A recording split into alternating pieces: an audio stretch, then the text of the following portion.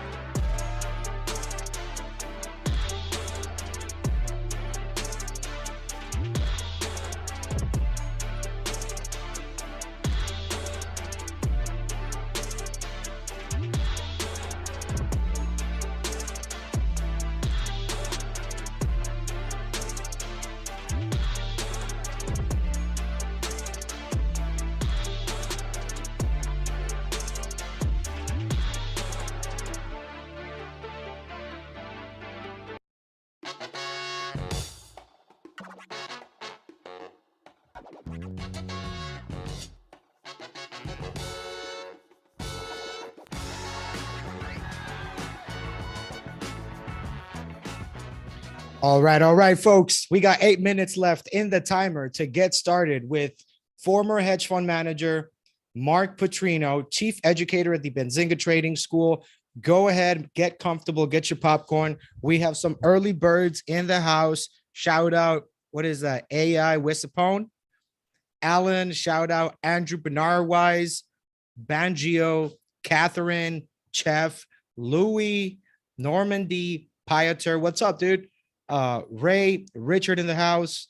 We got Ruby in the house early. Love seeing you guys always here on time, on schedule, never late, right? Because at the end of the day, guys, if you don't educate yourself, who's going to, right?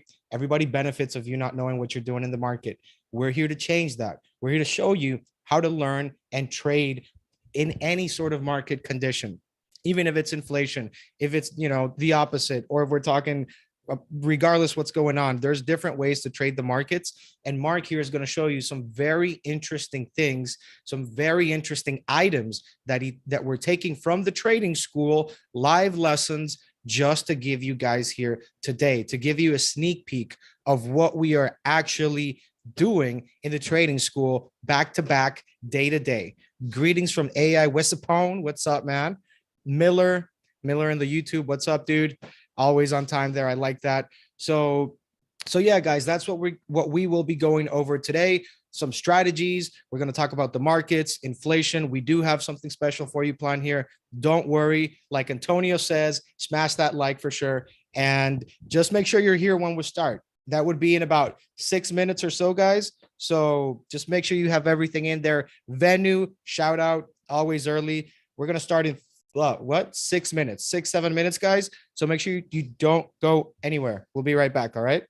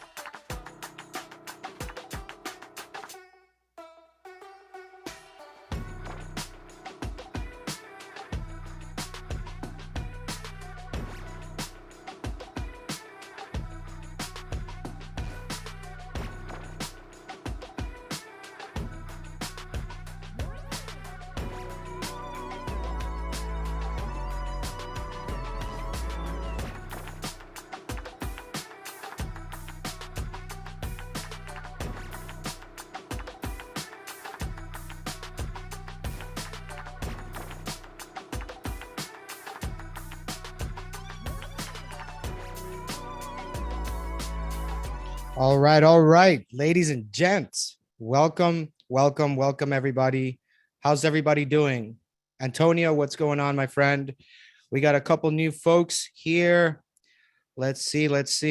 List got pretty big. Um, Number one, welcome to today's amazing session here. We planned for you with Mark Putrino, former hedge fund manager at some of these big funds. You probably heard of them. You know, Steve Cohen, Jabelli, been doing this for about 20 plus years. Chief educator of the Benzinga Trading School. So a lot of you guys that are actual students and you're here, welcome. This is the after class sesh, if you want to call it that. But we have some interesting topics today to discuss. We've been planning them for all week. Mark has a session fully laid out in the chat. By the way, go ahead, let me know where you're tuning in from. And also let me know when you're ready to start. Okay, when you're ready to start and the location. My name's Rodrigo, guys. I'll be here with you today. And with Mark, we'll be going over all this stuff. A lot of you guys are already familiar with him from the trading school. So that is probably where you've seen him. And let's go ahead and give some shout outs here. We have Michael in the house, Millen, Manice, Monty, Normandy, Randy. Always good to see you, Randy. Winston, Wayne, Venu, Troy, Tara, Stuart. What's up, Sean? Vishal, Veselin. Okay, we got a nice group of people here today. A lot of friendly faces, a lot of familiar faces I've seen before. So by the end of this session, guys, the goal is to get you from 0 to 100. Okay, we're going to give you as much as we can during this session.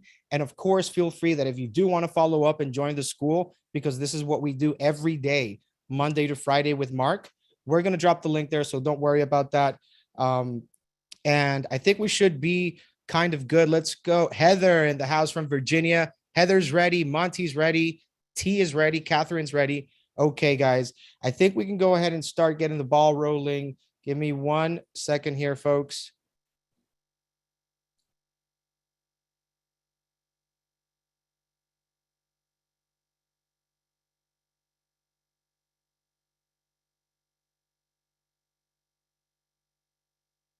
Okay. All right, folks, you've been waiting for this for like an hour. So let's go ahead. I think Mr. Putrino is in the building. Mr. Mark, can you hear me? Yes, I can. Hey, Mark, how's your day going?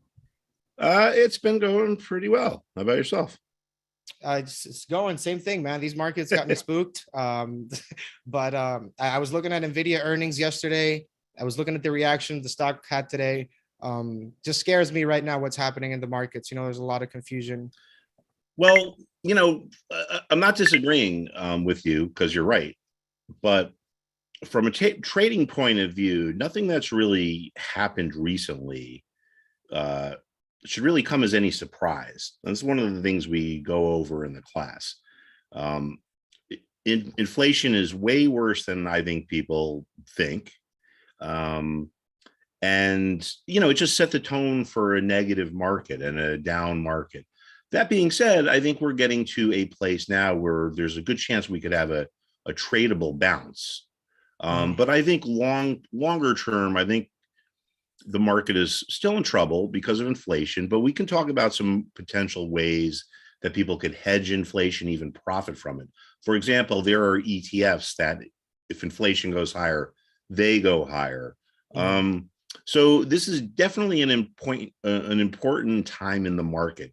This is the first time the market's really had to deal with inflation fears for 4 decades, since like the late 70s. So I guess it's a good time to have an introduction, and it's a good time to join the class, Rodrigo.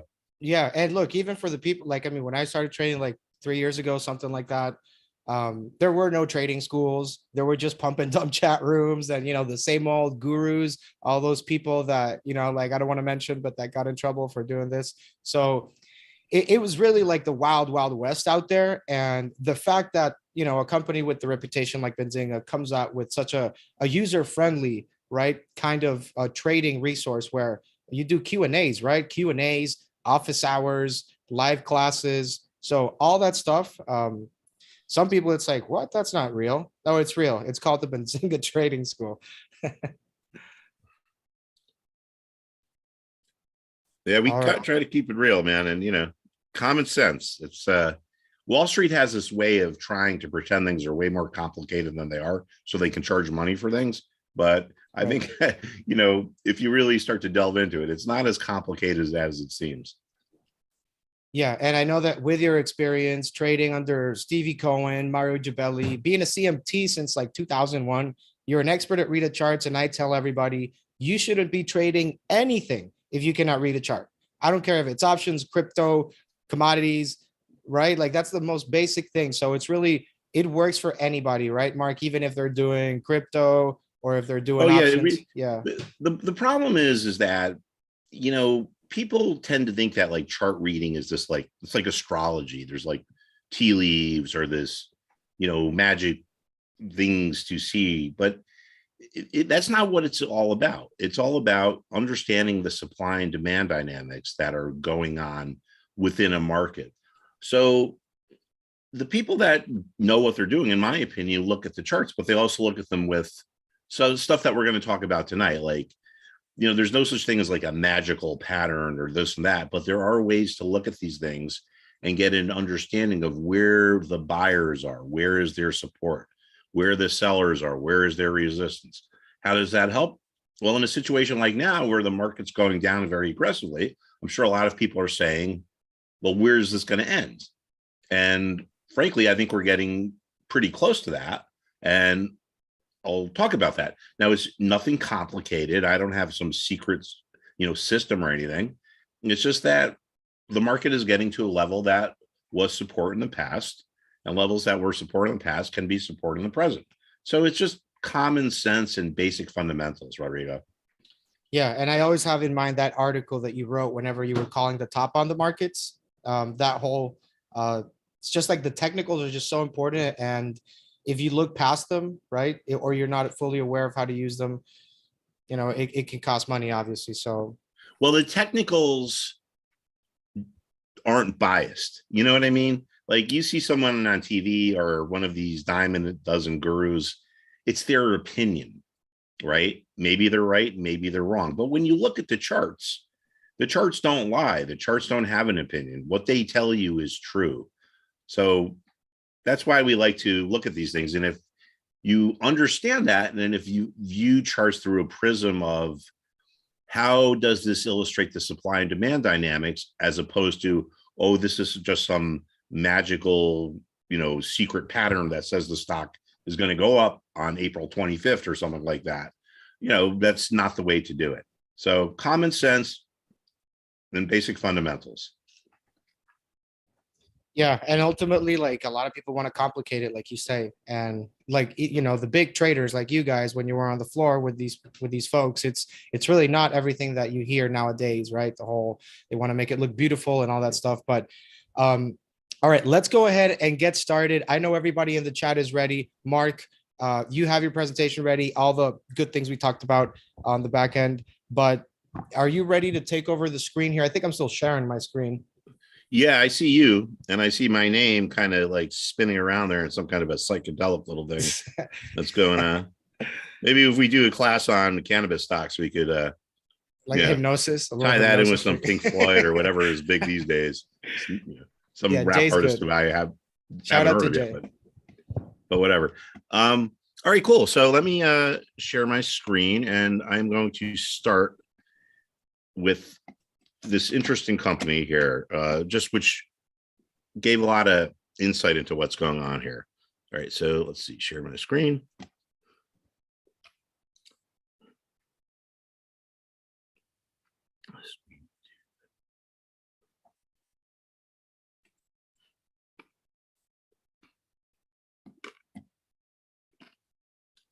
Okay, so can everyone see this? Tyson Foods.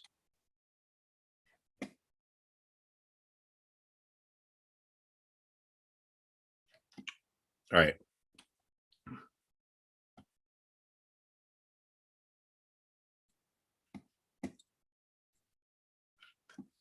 Okay, so let me just let's see. Okay, all right, you guys can all see this. All right, I just want to make sure. Oh, someone from George from UK and Romania. Okay, cool. Heather, you can see it. All right, cool. And I assume you can hear me because you're responding. All right, so I just want to talk about something here, right? And a lot of the stuff you hear is, just not right. And I think people that are in the trading school, after a few months, they can start to, see that and start to even come up with their own ideas. So we were not surprised at all that inflation came in higher than expected in the CPI and in the PPI. And we were not surprised at all that the market is going down. Why? Well, a big part of that is the earnings release that we got from this company here called Tyson Chicken. Right now, the focus is on technicals, but the ultimate focus is on making money. And sometimes by looking at these fundamental things or these economic ideas, we can get technical trading signals that work, right? So with this particular stock here, Tyson Foods, we had and I'll explain how we got to this conclusion, but the trigger was to take a short position, and short doesn't necessarily mean short. A lot of our students trade options, and frankly, I would probably never recommend actually shorting a stock because there's a chance it could go way higher and you could lose a lot of money. But if you buy an option, the most you can possibly lose is your investment. If you buy $100 worth of options and you're wrong, that's the most it can go against you. But we entered the trade on this break here, and we have this move down and we covered. Now, let me go back to how this started. Okay. So there's all this talk about inflation, and it's a real issue. And it's the first time it's happened in, 40 years. And it's, in my opinion, way worse than people expect or think. And here is why. Now, in the market, when companies report earnings, they tend to kind of cluster, like technology stocks report 1 month, or 1 week, other stocks report another week. So a few weeks ago, the technology stocks reported and we started seeing some losses. But considering the fact that there's so much emphasis on the supply chain and potential inflation, the students and I just talked about how there are certain companies that would be kind of good to delve into their earnings and to see if we can get any kind of insight. So Tyson Chickens was one of those companies. Why? Well, it has exposure to pretty much every part of the economy, right? It has trucking, it has farming, it has energy costs. It pretty much has everything. So the numbers or the earnings were a blowout. They were way higher than estimated. Wall Street, meaning all these highly paid, arguably overpaid, but that's another story. All these highly paid analysts predicted that this company would report $1.95 for its quarterly earnings. Okay, fine. They're looking through the past. They're trying to figure out how the past can apply to now, if there's the same kind of things going on. As it turns out, the company came in and they reported $2.87. So it was an absolute blowout. It completely destroyed the estimates, in the sense that destroyed in a good way, that it was up. So now let's think about this. Why were the numbers so good?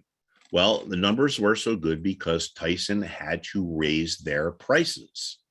If you raise your prices, you tend to get better numbers. So all of these analysts that follow these companies and potentially inflation in the economy, they completely missed what should have been pretty obvious. Your job is to analyze this company. You should realize that prices are going up, and you should factor that in. So now let's get to the second part. Why did the company need to raise prices by so much? The answer is because their cost of goods went up so high. Tyson Chicken, right? They need to feed their chickens. We have this big inflation thing going on. Inflation drove up the price of soy, and corn has been kind of flat, but things that chickens eat. So they had this huge, increase in cost of goods. So they had to increase their prices. So the earnings were good, but they were good for the wrong reason. On the surface, they looked good, but if you actually delve into it, we can see that. I mean, let's think about this, right? This company had a cost of goods increase of 18% in 1 quarter. 1 quarter. I'm not talking about like year to year. I'm talking about like 1 quarter. 18%. That's huge for a year. So the numbers were up, or the stock was up, but at first glance, the numbers weren't appearing as good as they thought. So from a trading point of view, the stock traded up, but it kind of shouldn't have, and it took a few days for the street to see that.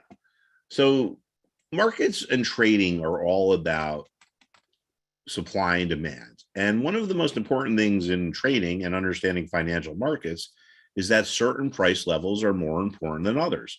It seems very rudimentary, but it's also, surprisingly to me, something very few trading teachers or coaches or whatever you want to call them, focus on.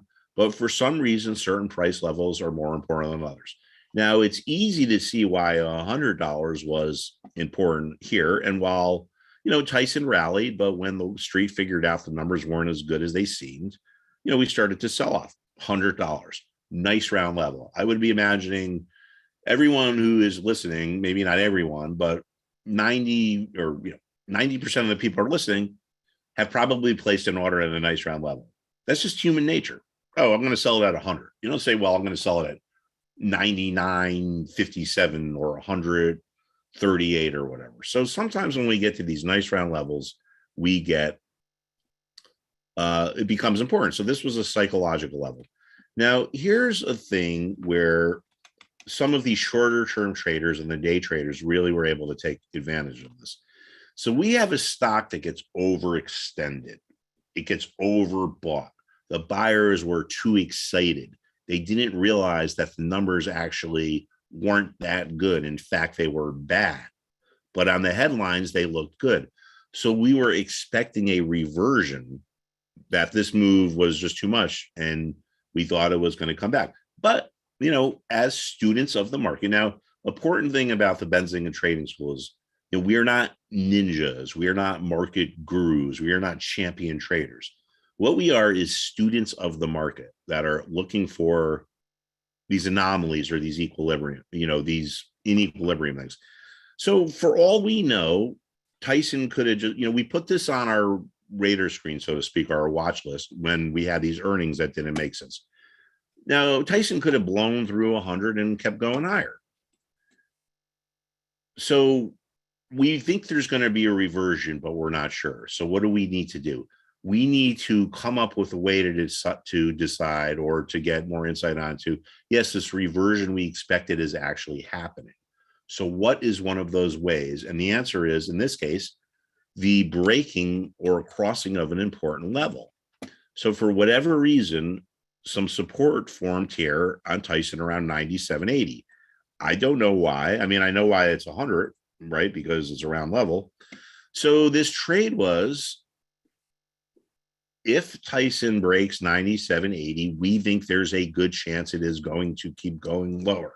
So that was the trigger to get into the trade. And sure enough, that's what happened.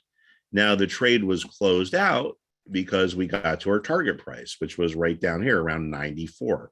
We closed it out yesterday, a little bit higher. Going back to the thing of certain price levels are more important than others. Levels that were resistance can become support.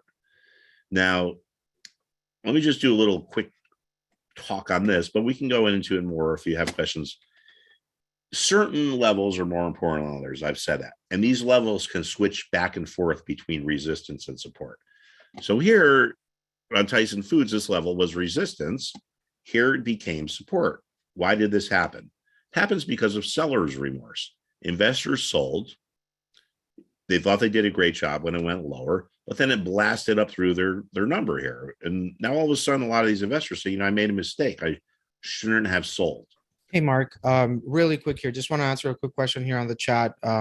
Looks like some of these folks are So just to clarify what Mark is doing, Mark is showing you a trade. This is a trade idea from the school, correct, Mark? Oh yeah, dude. This no doubt. This is something Yeah. that a lot of the students have been. I'm sorry, sorry, I didn't So say that. no, that's fine. Just to let them know because they don't know what we're looking at. So basically, what Mark Putrino is showing are the actual trades that he recommended to the students inside the trading school. As far as your question about the colors of the bars, like the colors, they could be changed to any colors. Most people are used to green and red and green, but that's just how Mark has them. That's a normal chart, Michael. But yeah, let's proceed there, Mark. Thanks. Yeah, my apologies. I should have done a better job explaining this a little bit more. A blue, when you see each one of these rectangles is a day, and a blue one is a day where it was up, and a red is a day where it was down. So, for the reasons I explained, we thought this was an over exaggeration, and it turns out it wasn't. It came back in. So that was a trade that we made that was successful. And again, it's not based on any, super secret formula or anything like that. It's based on just common sense. We had a number that didn't seem like it was right. We got to a level where there was resistance because it was a nice round level. And then the stock dropped to a support level. But, what does this show us, right? I want to show you this chart here. And this is a chart of inflation. Everyone's talking about inflation, and this is why I want to tell you that I think it's worse than people think, and then maybe we can review some ideas where you can hedge your portfolios or even profit from inflation.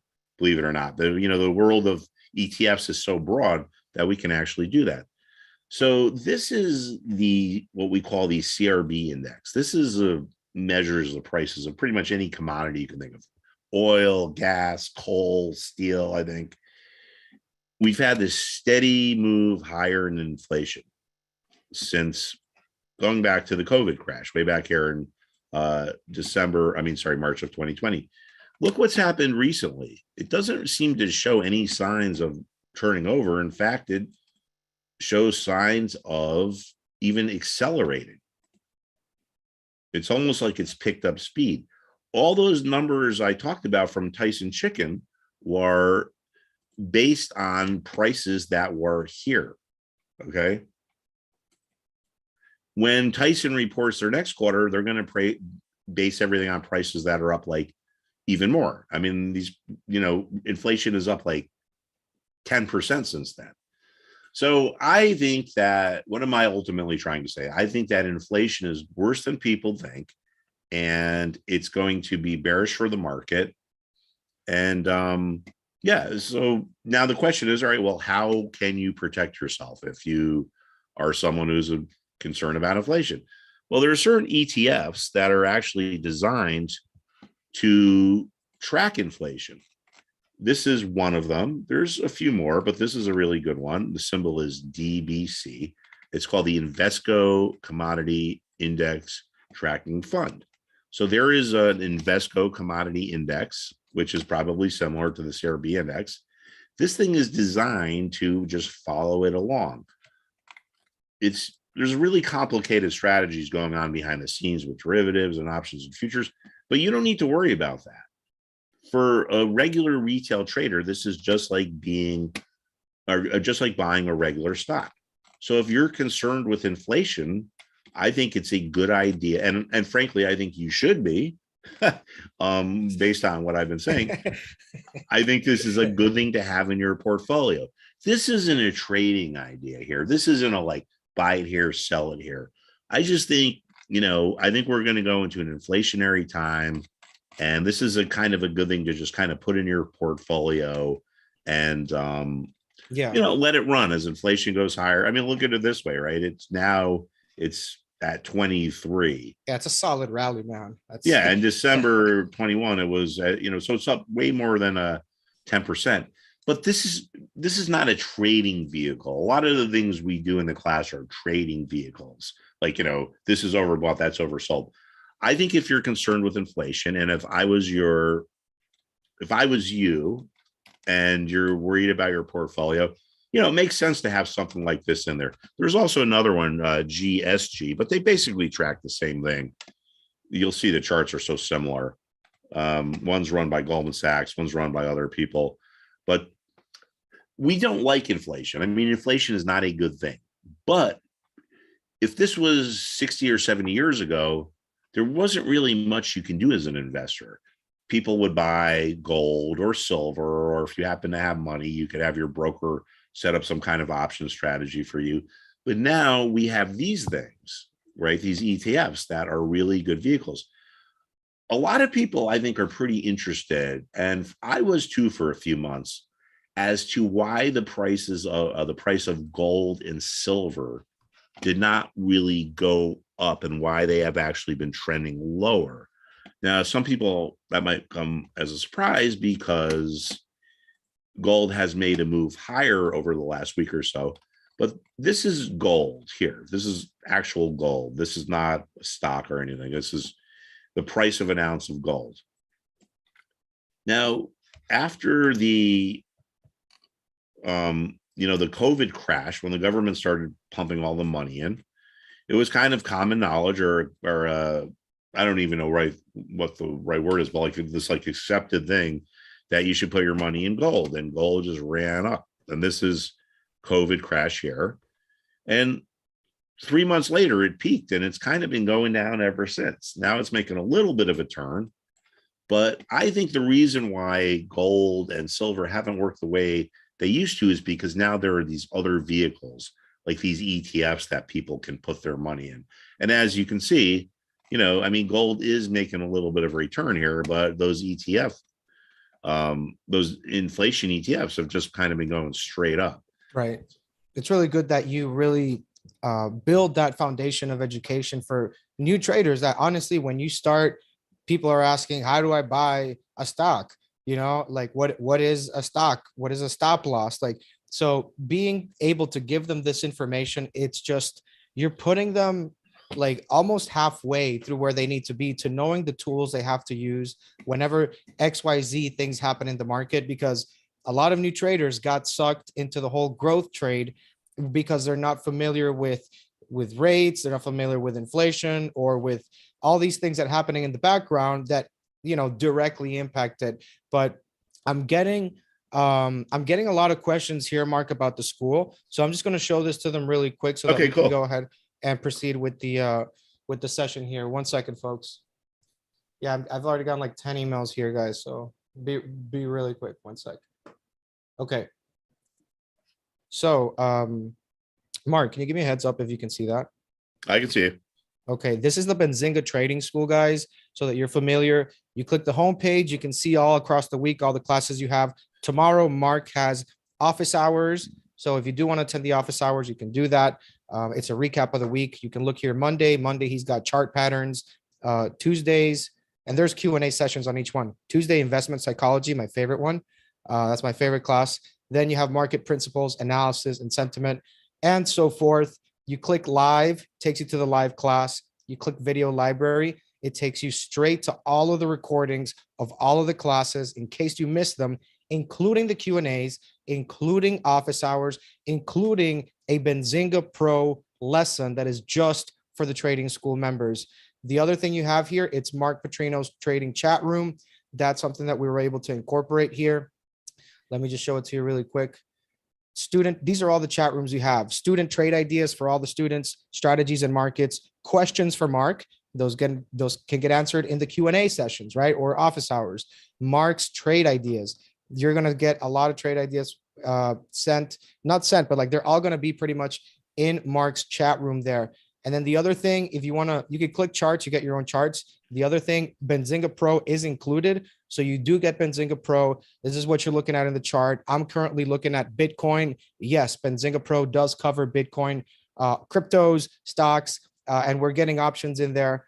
But yes, you're going to be able to use this. And I will go over Pro later at the end to show you a couple things that I use to trade inside Benzinga Pro. And the syllabus, Monday to Friday, Monday to Thursday, you have classes from 7 a.m. to 9 a.m. And then you meet again from 12 to 1. That's the same schedule Monday to Thursday. Friday, you just have a office hour session, recap of the week. And any other questions, put them in the chat. But I think we're good with that, Mark. Can you go ahead and take over the screen here? Yeah. Anything you want to add there that maybe I missed, or?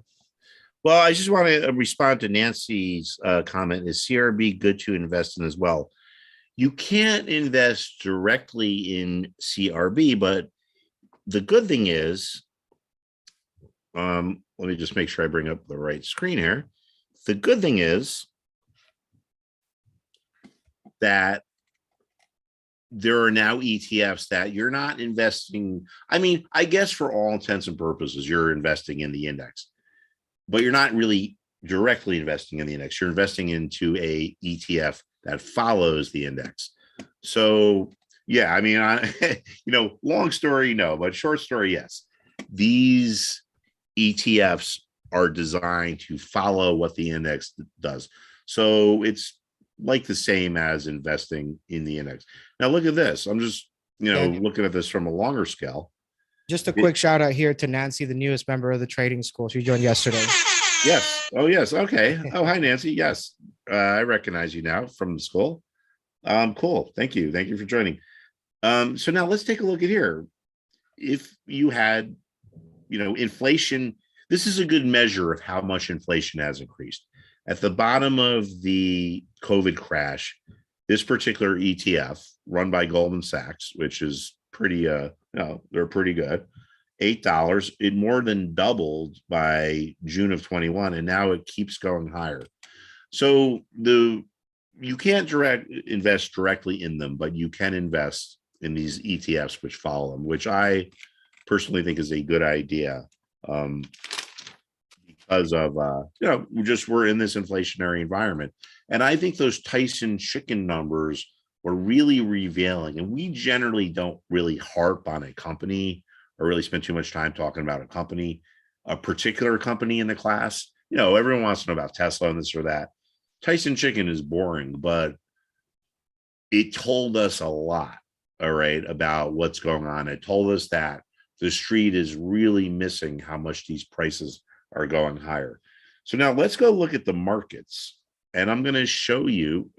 I hope you're not completely freaked out. I'm not saying the market is going to crash tomorrow, but markets go up and markets go down. When markets are going up for a long time, people seem to forget about this. Now, this is something that we've been watching closely in the trading school. And I actually even told everyone, let's get ready with some ideas tomorrow for a reversal.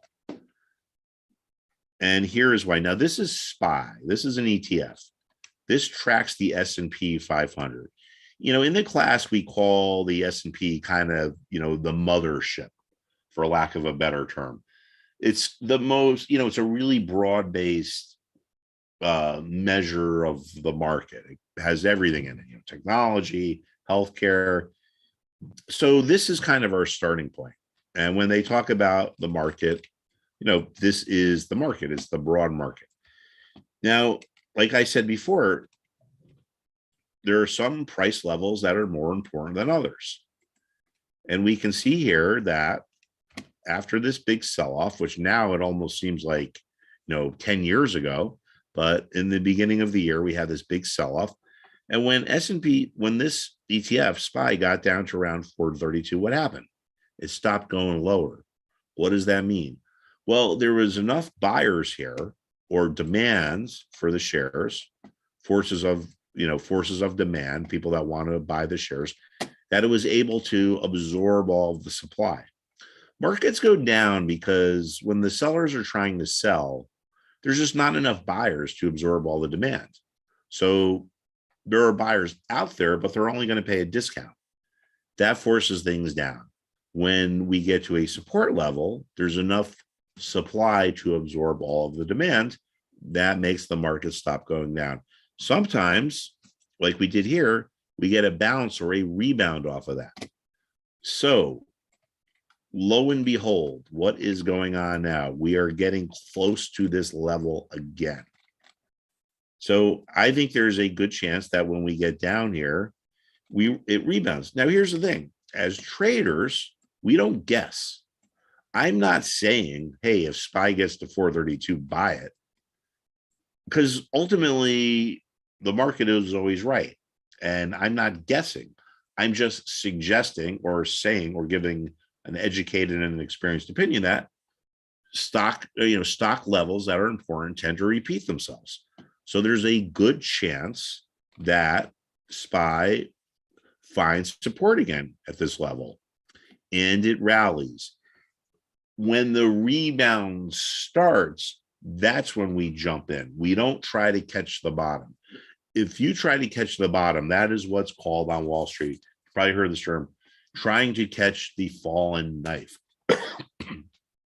If you try to catch the bottom, excuse me, you're just guessing.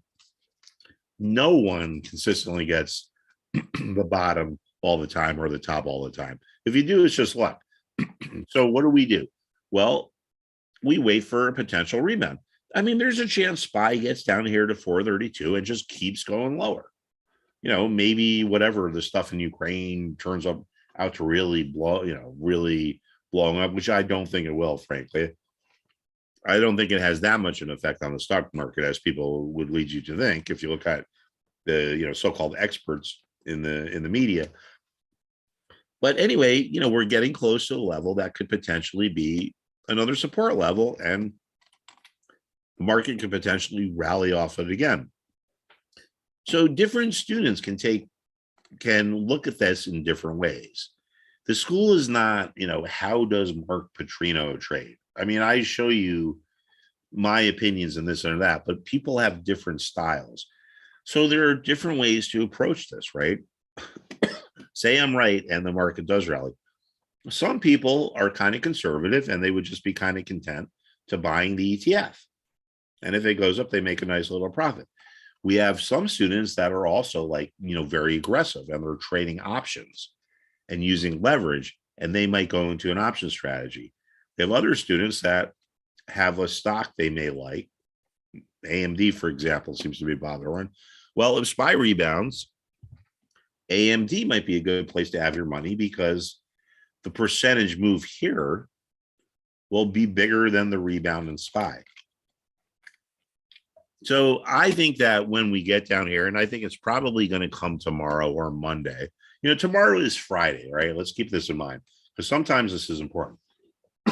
Excuse me. Friday is a 3-day, it's a 3-day weekend. A lot of people don't want to go into the weekend with risk. But if we have another day like today, SPY will get down to this level and we could see some kind of a significant rebound. Now, based on what I was talking about with inflation, I still think the market is going to go lower over the next few weeks, if not months. For a while in the class now, for probably about 2 months, we've been using the term stealth crash. All right, a stealth crash. I didn't come up with that. I heard someone on TV who I really respect. I think it was Gary Kalbaumer. I don't know, but someone you see on TV use that term. And here's the thing. A lot of these stocks have crashed. If you look at a lot of these, what's a crash? 50%, 60%, 70%. Peloton.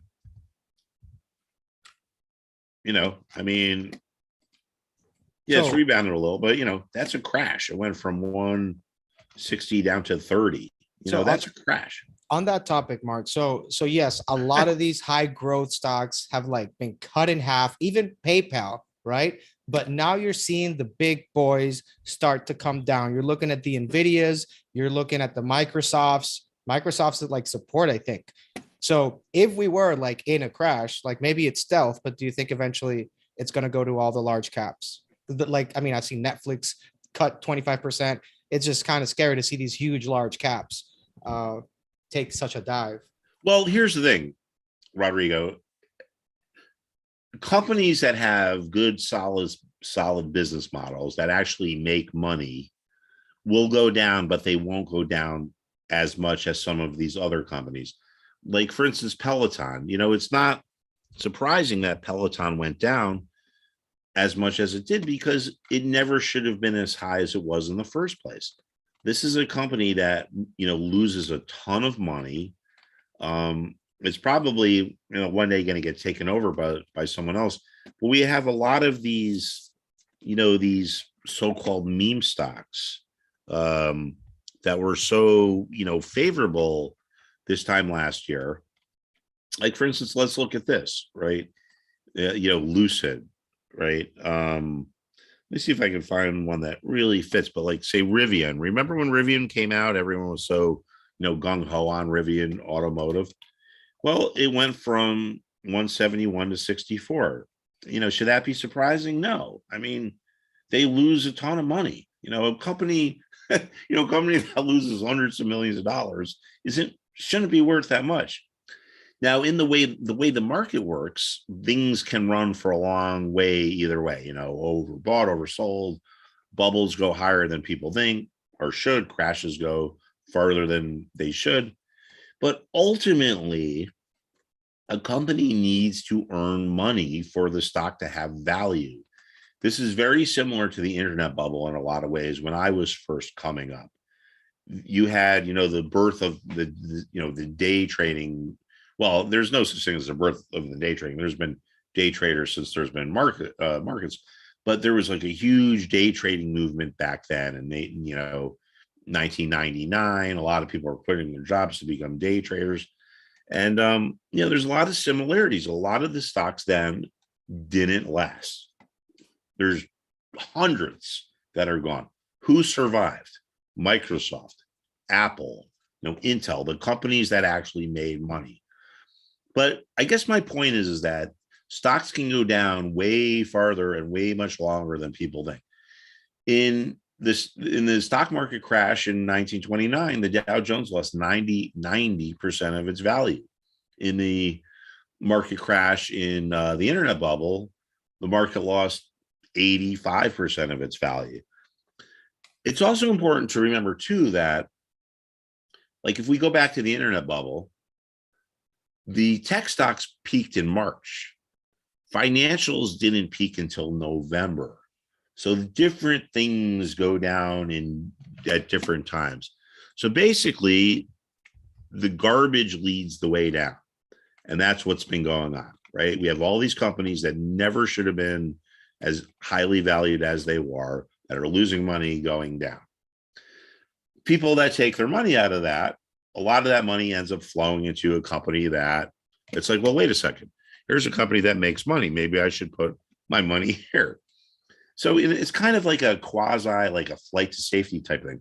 So the good companies are kind of the last to go right down, if it were to be. Yeah, but they do go eventually. Right. So, and you remember SPACs were the first piece of garbage that went down like last February, and all those are still down. Some of those are like $2 now. They were like 40. Yeah. It was just, like you said, right, Rodrigo, your favorite lesson is the investment psychology lesson. People are subject to this herd mentality, and people lose in touch of reality when it comes to the stock or when it comes to money for some reason. I have seen people that I know, and you guys might know people like this, have friends or family, that they'll, if they want to buy a new dishwasher, they'll spend a week researching it. Where am I going to get the best price? What's the best warranty? For something that costs $500 or $1,000. But yet they'll see some kind of like an idea in a chat room on some meme stock, and they'll just like throw 20 grand at it without even thinking twice. Money makes people do irrational things. It makes us susceptible to this herd mentality. Now, you might be out there saying, I'm not susceptible to the herd mentality. Let's look at other aspects of life, right? This is one of my favorite examples. Toll booths. You're driving down the highway and you come to a toll booth. There's 15 different booths. There's 6 that have a green light on, and all the other ones have the red light on. All the cars are kind of going to the same one. That's herd mentality. If you thought, well, wait a second, that booth up there has a green light on and there's no cars there. Why don't I just drive through there? And then you drive up through there, and then you look in your rearview mirror and there are other cars following you. Now, it sounds kind of funny, but it actually is a good example of herd mentality. That's people not thinking logically. For some reason, that instinctual bias pulls you into that line. If you can separate yourself from that, you can say, hey, man, I could just go up through that booth. It's kind of the same thing with the stock market. if you can get away from the hype and separate yourself and start looking at things logically, like looking Right. at these charts, you can start to come up with your own ideas. And those are the people that, that end up doing well. The people Right. that are trading on a plan, not those that are guessing. And to be honest, like when you're starting, it's not like there's, hey, here you go. Here's a manual to not blow up your account, right? It's like, oh, you want to trade options? Here you go. You want to trade OTC stocks? Here you go. So you have to be your own guardian in that sense, right, Mark? And that's where the education is missing. Because if you don't have that education as a new trader, you're going to fall into the emotional aspect of trading. It's happened to me.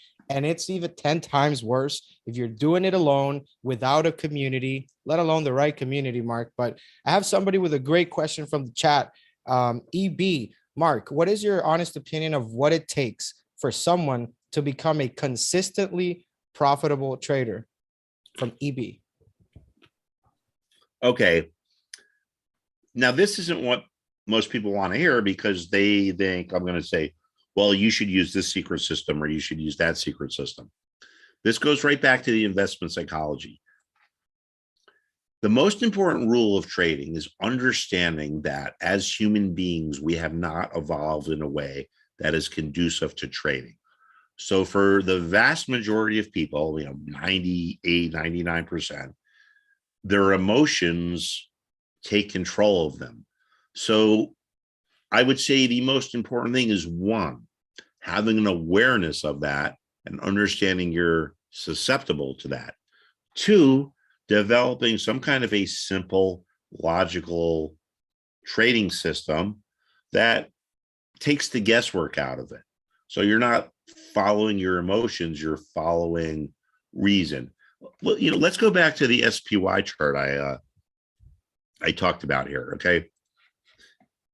Now I'm saying that I think there's a good chance that if SPY gets down to here, to around 432, it finds a bottom and rallies again, because it did here before. Okay. So that is an educated an educated opinion, I should say. I'm not going to try to guess. If I was just guessing or letting my emotions get the hold of me, if it got down here, I would buy it. But there's a chance it kind of keeps going down. So I'm not just going to guess, oh, well, it was where it was before, maybe it rallies again. I'm going to have a logical reason to buy it. And that buy is when it actually reverses and I get the sign that it's reversing. If you're trying to catch the bottom, you're guessing. People guess because, like I said, as human beings, we have not evolved in a way that's conducive for good trading. So I'm not guessing it's going to stop there. I'm just thinking there's a good chance it's happened again. I mean, it's a good chance it happened. It happened before. There's a good chance it happened again. The reversal is something that gives me more conviction. So now I have a logical reason to buy something. I'm not just guessing. I'm saying, all right, well, it found support and now it's rebounding. So, people frankly don't want to hear this kind of stuff. They think that the great traders like the Stevie Cohens or the Mario Gabellis have this like super secret system that is always consistent. And it just doesn't work that way. Like, how many big hedge funds go out of business every year? And in every market downturn, it happens. We've had this big market downturn. I would imagine over the next few weeks, you're going to hear, oh, this hedge fund went under, this hedge fund went under. I'm just saying that to just point out the fact that, these legendary traders or whatever, they make mistakes too. The secret is not to not make mistakes. The secret is to accept the fact that mistakes are part of the process and that you have to eliminate your mistakes or make them small. If something goes against you, you bail out for a small loss. Something starts going your way, you let it run. And that's really the secret. Yeah. And that comes back to the market psychology thing that we were talking about, that the class is going to be on Tuesday. Yeah, and it's you're absolutely right. Look at Jim Chanos. That guy lost like 9/10 of his money shorting Oh, Tesla. Like I haven't heard that name in a he while. doesn't Yeah, even he have was to file. 10 He years doesn't ago. have He was a superstar. right, and he doesn't even have to file his holdings anymore because of the the account dropped so much. He never acknowledged that, hey, maybe shorting Tesla is not a good idea. So all these guys are out of business without a fund, and it happens even to funds. It's not just to retail traders, right, Mark? It happens to funds too. They go There's belly no up. doubt about it. Yeah, there's no doubt about it. And I think this is an important thing to understand. Like if we go back to, Chanos and other people, I think a lot of beginner traders are people that are kind of under, this spell of Wall Street, or so to speak, or, the spell of the great managers like the Stevies, Cohens, or the Ray Dalios. They, it's like I said, they think they have like this like secret system that some way they can fall upon it and it's going to happen. It just doesn't work that way, right? Like think about this: who's like the greatest baseball player of all time? I don't know. A lot of people would say Babe Ruth. Did you know that Babe Ruth also has the record for strikeouts? Babe Ruth, the greatest baseball player of all time, struck out a lot. So if you think you're going to get into this and never have a loss, you're not going to be successful. Losses are part of it. You can't control that. But what you can control is not having big losses.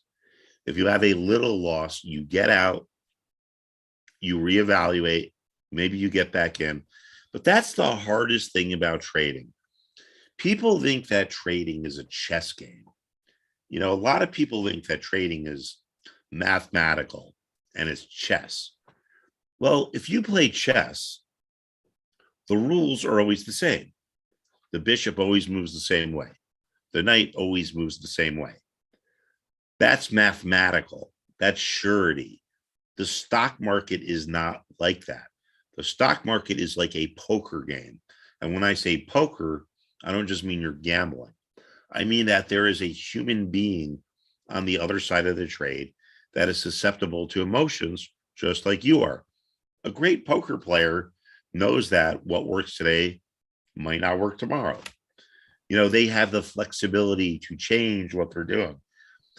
So, I see that a lot with people that don't understand the market or with newer traders. They think there's some, secret mathematical system or whatever. And, that's just not what it's about. It's about understanding that you are here to make money. These stocks are not your friends. You use them to make money, right? And if we have a situation like this, where I'm talking about how there's a good chance SPY rebounds off of this level, well, it might get down there. It might go all the way down to say 420 and come back and get above 430. We get to 433. Then I could say, all right, well, the rebound is going on here. I'm going to jump in and I'm going to try to ride it higher. And then say it goes to 440 and I get out. I just made 7 points in a couple hours. I made money. Was I right? Yeah, I made money. But was I really right? Did I buy it at the exact bottom? Did I sell it at the exact top? No. Successful traders understand that these stocks are tools. You can't fall in love with them. You can't get emotional with them. It's like, Yeah. dude, if you were a carpenter, right, and you had a hammer, do you fall in love with your hammer?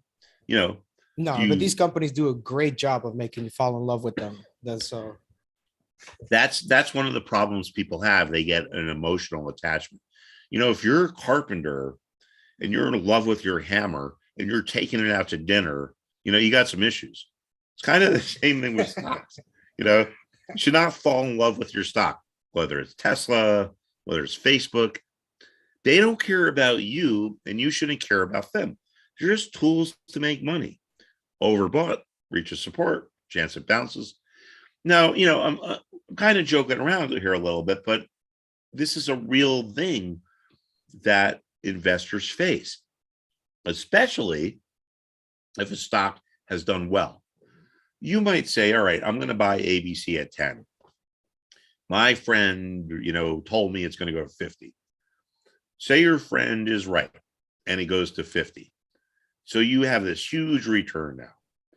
All of a sudden, you're like in love with the stock. It made you a lot of money. But you need to have an exit strategy. How are you going to get out of it? You can't just hold on to it for the rest of your life. At some point, you need to turn that into money so you can use the money that you're trying to make to do stuff like buy a house or buy what the hell, go out to dinner, whatever. So people have to have an exit strategy. And in a situation where a stock goes from like 10 to 50, you might say, all right, if this thing drops by 5%, I'm going to sell it. And I'm not going to get the exact top, but I'm going to capture my gain. I've seen over my career so many people that have these big gains and they fall in love with the stock. And I say, now it's time to sell. And then I see them 3 months later and it's like, oh, dude, you must have had a killer profit on XYZ. You're buying drinks tonight. Well, I still hold it and now I'm losing. So now you got to buy drinks tonight. And, I'm not just joking around, but we have to be careful about that sentimental attachment. It makes us sometimes hold on to our winners for too long. It's kind of analogous to being in like a bad relationship.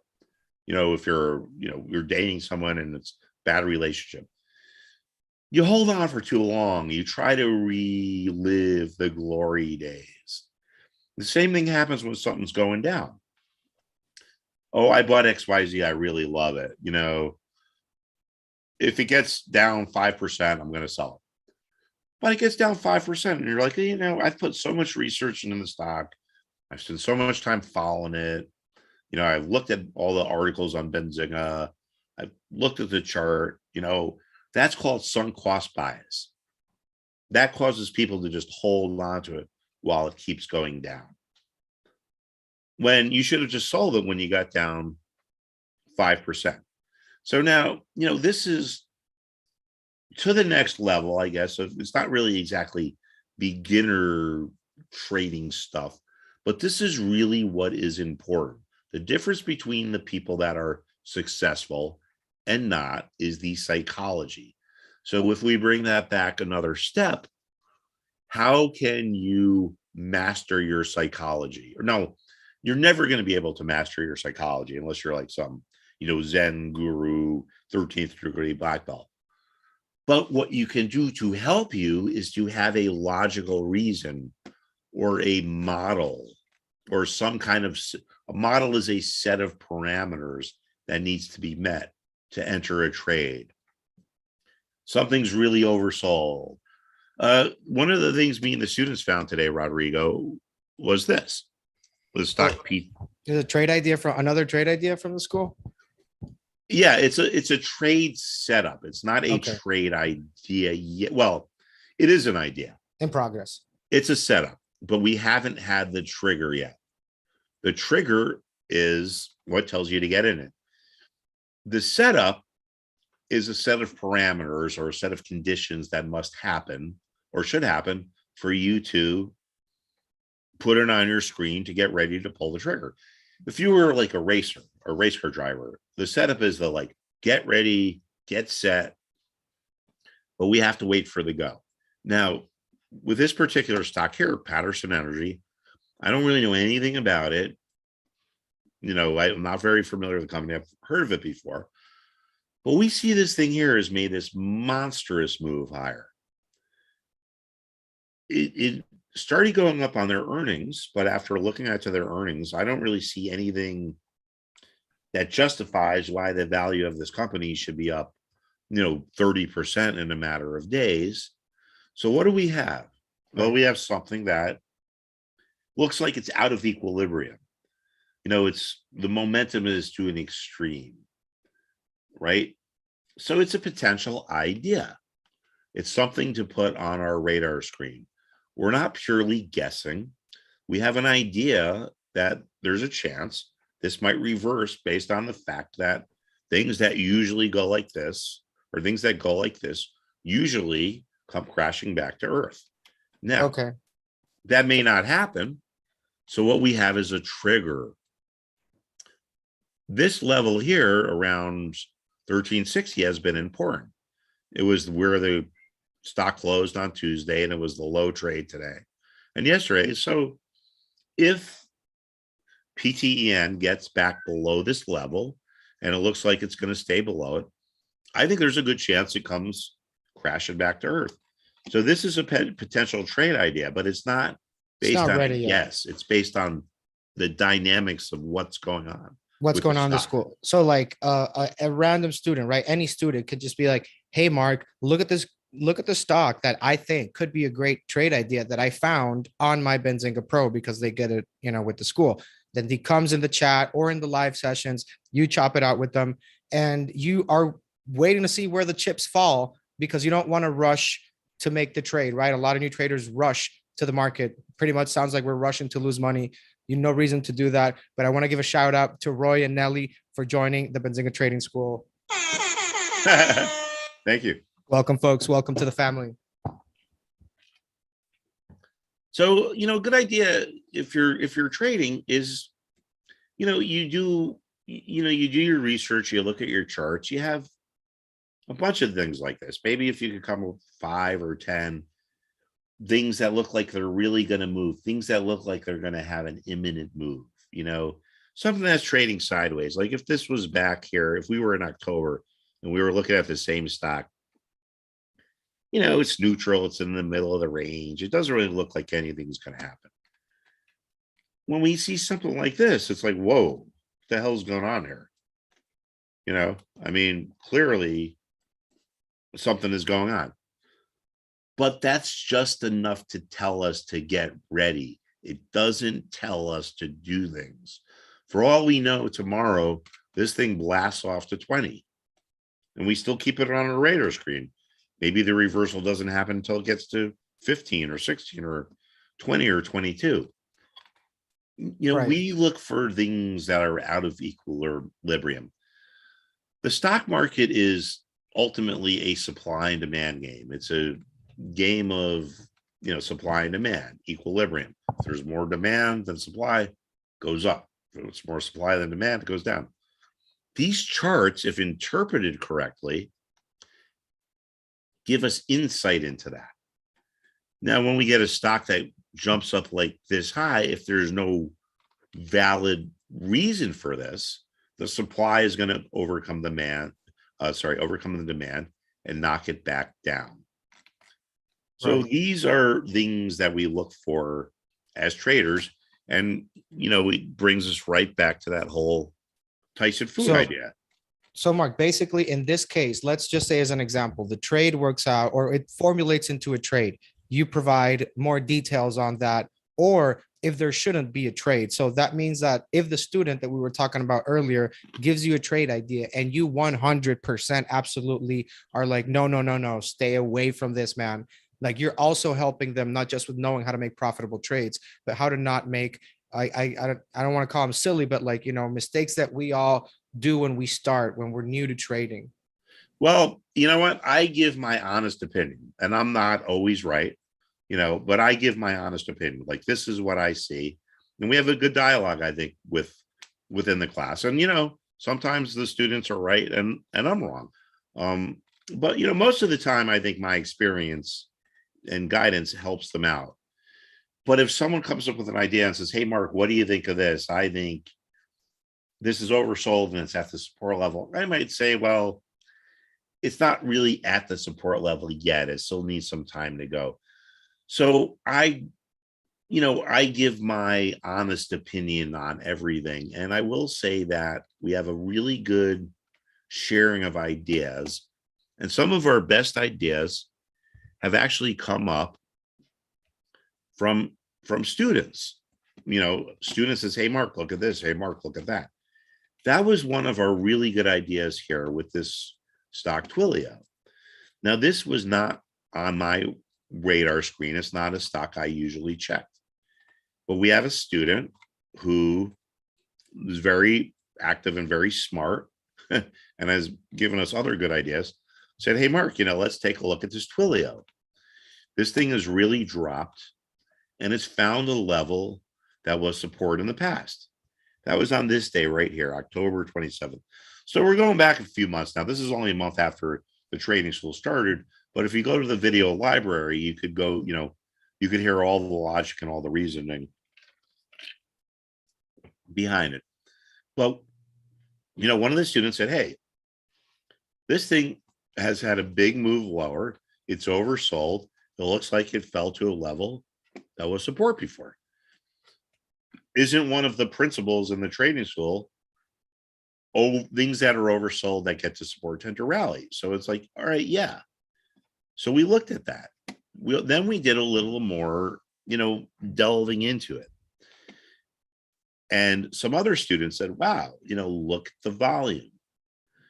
Generally, we don't pay that much attention to volume with our, with what we do. Because frankly, I think most of the time it really doesn't have that much of an effect on the price. But in a situation like this is the volume here. Now, this histogram is the volume. On this particular day, it traded almost 22 million shares. This was a really big day for this thing, the biggest day it's had in years. So why is that important? Well, this is something that we call a capitulation volume. Basically, what happens is those sellers up here are trying to get a better price. They keep waiting for the stock to come back. Say you're some hedge fund manager or hedge fund trader, got 1 million shares for sale. Well, you sell 100,000 here, 100,000 here, 100,000 here. You keep waiting for it to come back. You keep thinking, I'm going to get a better price. But then this news comes out and it's way down, and you say, you know what? Forget this. I just want to get out. Tell your broker, I don't care about the price. Just get rid of it. Make it go away. I hate this stock. As a result, you get these big volumes. So what does that mean? Well, when that happens, there's a good chance the sellers, so to speak, are flushed out. The sellers are gone. There's a lack of supply or sell orders. So when people start to realize, well, wait a second, this news wasn't as bad as people really thought. There could be a buyer. So at this point, buyers start coming back into the market. They can, this move was an over exaggeration based upon the news. The news wasn't as bad as we think. So they come back into the market and they look around for people to buy the stock from. And there are sellers, but because there's a lack of supply, the seller starts saying, well, I'll sell it to you, but only at a higher price. It's at 290, I'll sell it to you at 295. It's at 295, I'll sell it to you at 300. That's what makes the price go up. That's the definition of a rally. There's not enough supply to fulfill all the demand. Now, this got to our price target at 312. Why did we pick 312 as a price target? We didn't just guess or, use some, random mathematical process to figure it out. Levels that had been support can become resistance. And this happens because of buyer's remorse. Think about this. A lot of investors bought Twilio here in September around 312, 313. Stock went higher. They're loving life. All of a sudden, this news comes out and it goes below their price. Oh, and by the way, where did we find support? At a price that was support in the past. Okay. Now we have these buyers that once the price goes lower, they become remorseful. And a lot of them decide, I want to sell, I want to get out, but I don't want to take a loss. So they put their sell orders at the same price they bought at. If there are enough of them, the level that was support turns into resistance. And that's what happened here.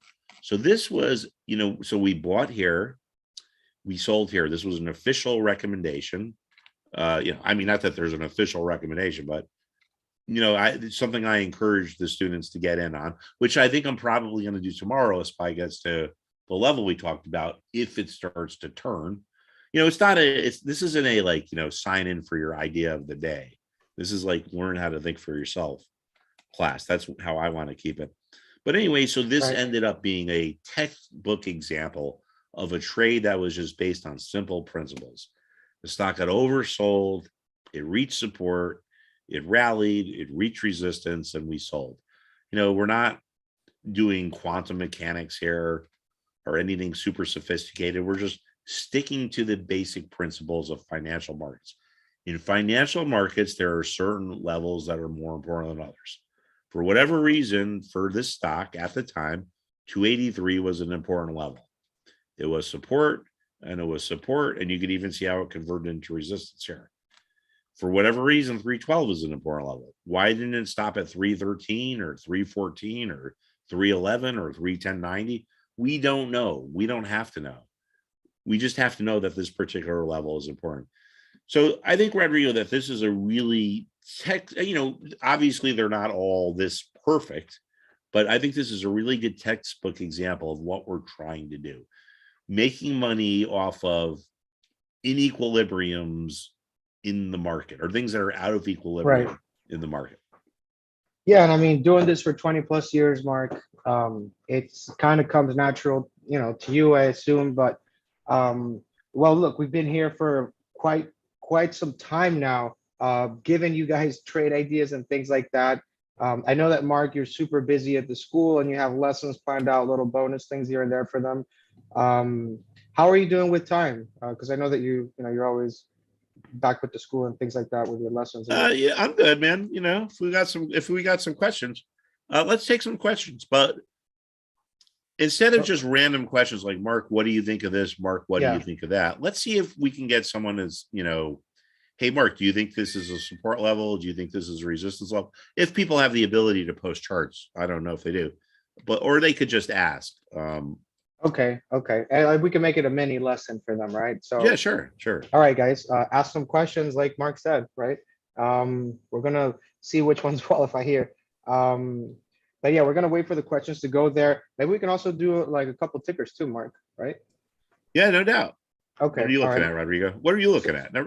What am I looking at? Forget the viewers. What is Rodrigo looking at? This is what I was looking at Nvidia, but I'm not looking at that anymore. I'm not, right now. I'm looking at the inflation stuff that you had brought up, all those indexes. I don't know where the market is going right now, but that's really why, I tune into the school early. I go and see what you're talking about. Where you're moving, what direction. But like you said, if inflation is going higher, I'm trying to stay away from the growth names. But all right, let me show you why the market has made these big moves lower. Let me just show everyone this tech sector before we sign off here. And I think I kind of said on the way coming in that, this has been a relatively easy market to trade for technical traders. Now, let's forget what's going on in the Ukraine. Let's forget inflation. Let's forget everything. Pretend all you looked at was charts, right? You were on a tropical island and you got no, for some reason, your internet accesses charts, but it doesn't get the news. I don't think our analysis would really be that much different. I think that this holding in Ukraine is a horrible thing, and maybe it affects the oil markets. I don't really think it affects the stock market. So here's why we were waiting for a move lower. All right, so now we're going to go back here to January. This is January 1st or whatever. We come into the year with a big move lower. And what happens? We get below this level that had been support. You get all the way down to here. What happens? We find support at a level that was support before. Some levels are more important than others. We get up here, and what happens? The tech sector. What we're looking at here is the tech sector. XLK is like a broad measure of the tech sector. So we get up here, and what's going on? There's resistance, buyer's remorse. Investors that bought here, a lot of them regret their decision when it goes lower. So they decide they want to sell if it gets back to their price so they can get out at break even. For that reason, there was resistance around this level. Now, let's bring us up closer in time. We fall back through here, and this is Monday, and we get up to here, and what do we see again? A level that was support becomes resistance again. Smaller scale, same principle. And when we knew tech wasn't going to get through this level, it told us that there was a good chance we would have this big sell-off today, and that's what happened. So again, I think once we start getting down to this level, this is tech again, not the S&P. We're going to start looking for a rebound or some kind of a tradable rally. Not saying Right. we're going into another huge bull market, but there's going to be enough movement, I think, over the next few days to make Understood. money. So that's what So, we're looking at tomorrow morning at 7 o'clock. okay. And let me take you back to August 20th.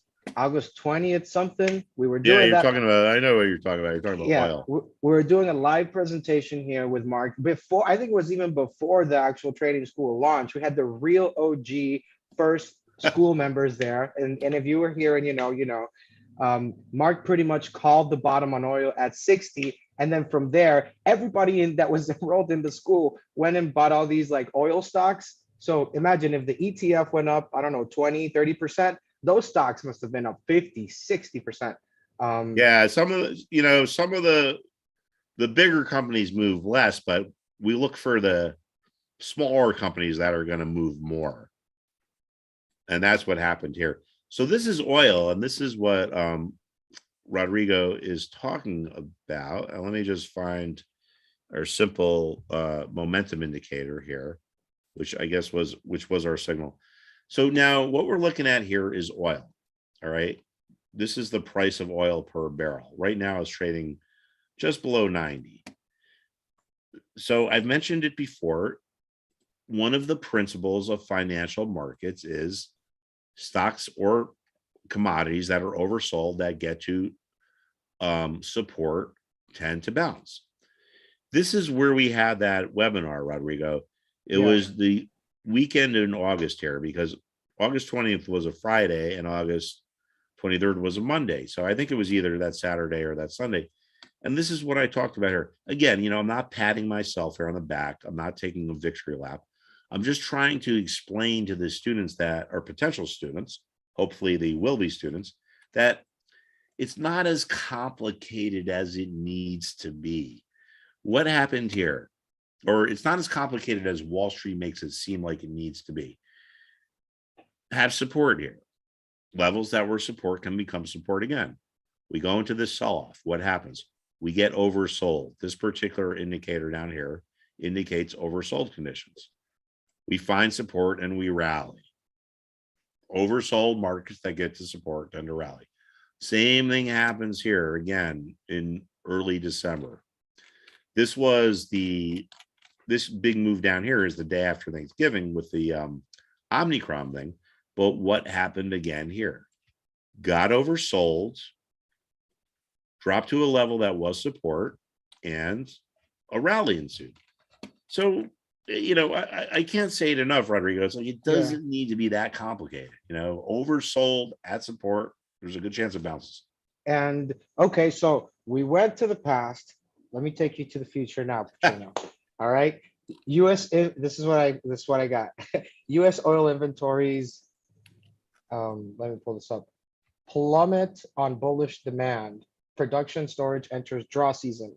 So where is oil? What are your thoughts on oil now? We were in August, like you nailed there. Okay, we got it. What do you see happening in oil?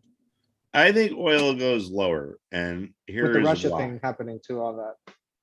There's all this stuff going on in the Ukraine, which frankly I think is a complete, over exaggeration in terms of what it's going to do to the stock market. Because let's think about this. All right, obviously, if it turns into this global conflict, it's going to be a bad thing. And it's a terrible thing for the people over there that have to suffer under it. But in terms of the stock market, if Russia invades Ukraine, is that really going to influence how much money Apple makes every year? Is it really going to influence how much money, Microsoft makes every year? I don't think it's going to have that big of an impact on our market at all. And frankly, the stock market moves over the past few days, 90% of the time, market moves are based on technicals, stuff that we were just looking at, overbought, oversold, an important trend, or level breaks. It's very, very, very, very rare for some kind of a story to actually influence the stock market. That being said, inflation is one of them. But me and the students kind of had a laugh today about this whole thing because we were talking about it. So the main headline in the market yesterday was like, oil up on, Ukraine concerns. Okay. Today, today, this is oil never stops trading, but on the close of the exchanges today, oil had this big move lower. Why? Well, it broke its uptrend. If we didn't know anything about the Ukraine, we would have had the same look at this thing. The uptrend got broken and fell. So here's the media yesterday, oil up on, Ukraine tensions. What happens today when we have a drop of, almost 4%? Oil stops going down on Ukraine tensions. Most of the time, the market is not moving based upon what they are telling you in the media. The media thinks that every little move or shift or change is based upon some really important fundamental thing. And 90% of the time, that is not the case. If we went over the same analysis over the past week, and no one even told us that anything was going on in the Ukraine, this trend line told us, I think this trend break said oil is about to go lower. The support break told us. I mean, we could debate it, I guess, till the end of Kingdom Come, but in my opinion, the technicals are the vast majority of the time more important than what they're telling you in the media, right? You just saw it with the technology breakdown. Say the Ukraine situation wasn't going on, the media would just find something else to pin it on. Oh, this or that or the other thing. Yeah. Okay. All right. Well said. I honestly think that, maybe like Russia is like an oil country, right? Like, they make money if oil goes higher. So I don't know if there's something there. I think it's maybe affecting the oil markets, but I just don't think it's affecting our broader stock market as much as, the media would lead you to believe. Okay. All right. So switching here, Intel CEO saying that he can be the next great growth story. What are your thoughts on Intel, and how do you compare them to the other fellows? The Nvidias, the AMDs, all that. Well, let's take a look at it. Intel is a stock that historically has had very clear levels, right? And let's go back to our, hindsight's 2020, but I just kind of want to show you guys how certain levels can be more important than others, right? So this is Intel in 2020 through April of 2021. Look how clear this resistance was at 68, right? You don't need to be a market guru or someone traded at SAC to see that that's a clear level. You can see the same thing on the downside here too. Look how clear the support level is. This is 44. Again, we're going back in the past here, but it's just an example of how important levels are. And that's one of our classes is basically just, levels, how to identify important levels. Now, if I look at Intel now, it looks to me like, once again, it's at a support level. Not a major support level, but, right around this 47 level. It looks like it's hanging, but, based on what's going on with the market, I think there's a good chance it breaks this level and then kind of revisits down here. And at that point, maybe there's a buying opportunity. So I would say this, like, to me, it looks like Intel is at short-term support. It looks like it's probably going to break. But if we get down to this longer-term support, then it goes on the radar screen as a potential buy idea.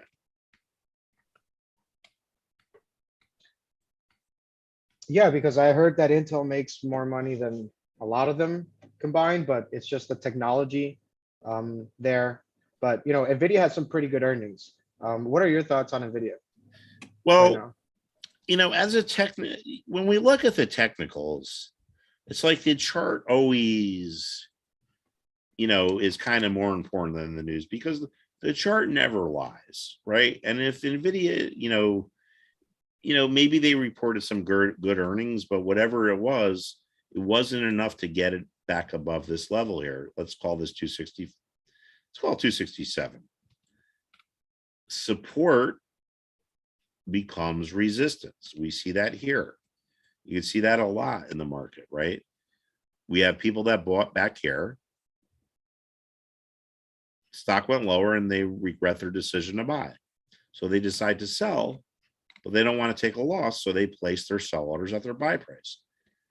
So, whether Nvidia earnings were good, bad, or indifferent, if I didn't look at them, I just look at what the stock is telling me.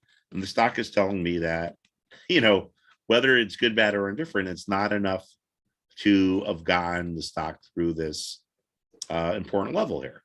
Yeah, that's a great lesson, like on earnings, that you can have killer earnings, but it doesn't mean the stock has to go up, right? So yeah. All right. So listen, Rodrigo, I apologize to everybody, but there's so much going on in the market. I really want to, well, actually, I'm going to have dinner, but after I have dinner, I really want to spend a couple hours tonight going through, these markets, because sometimes market action isn't that important and you can take the day off and go to the beach. Sometimes market action is important because it sets the trend for the next few weeks or months. And I think that's kind of where we're at now. So these next few days or few weeks are going to be really important. So, I invite everyone who's listening to please, give the trading school a try. I mean, seems like the vast majority of the students like it. yeah, we were getting tons of questions here, and I don't think we could go over all of them at once, but like literally that's what you do all day, right? Like Monday to Friday in the Yeah. school with all the fellas. So yeah, to me, it would help me a lot. I wish I had it when I started. These discussions that you and I are having, they go on all day in the school. So that's where you can find that, folks. But yeah, it's been pretty good here, Mark. All right, everybody. Well, thanks for tuning in. Thanks a lot, Rodrigo. And I guess Rodrigo, I'll catch up with you tomorrow morning. Yeah, I'll see you in the school, and I'm gonna stay here for a couple of minutes, guys, showing you the school and Benzinga Pro. We'll go over a couple stocks and look what they have in the news. But Mark Putrino, Chief Educator at Benzinga Trading School. I will see you tomorrow at the school, man. Cool stuff today. Great class. All right, everyone. Thanks again. Have a good night. All right.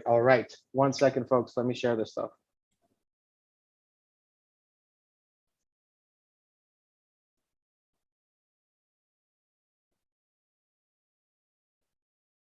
Okay, I think we got it. So let me open the chat and get set up. I'm showing you the school, then I'm going to show you the pro, and we're going to go over some cool stuff there. Stuff that you can use to trade. And it's all included in the trading school. That's correct. Everything you'll see today is there in the trading school. Yes, Nancy, you can ask about stop losses, all that stuff. Absolutely. And okay, guys, so this is the general trading school, right? This is the benzinga.com/school.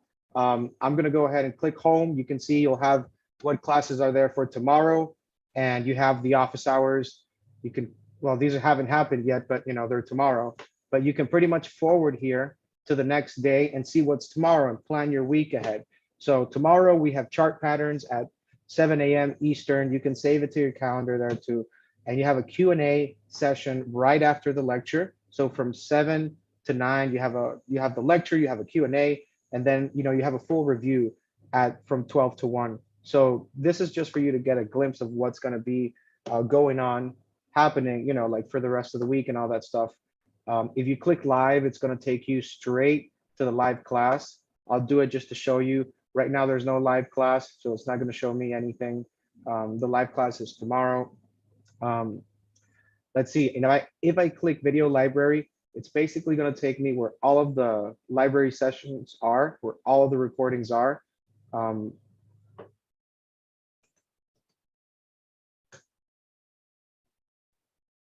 Let's go here. Okay. So this is where you can find the lesson from today, from yesterday, 2 weeks, a month ago. The Q&A sessions as well, they are recorded.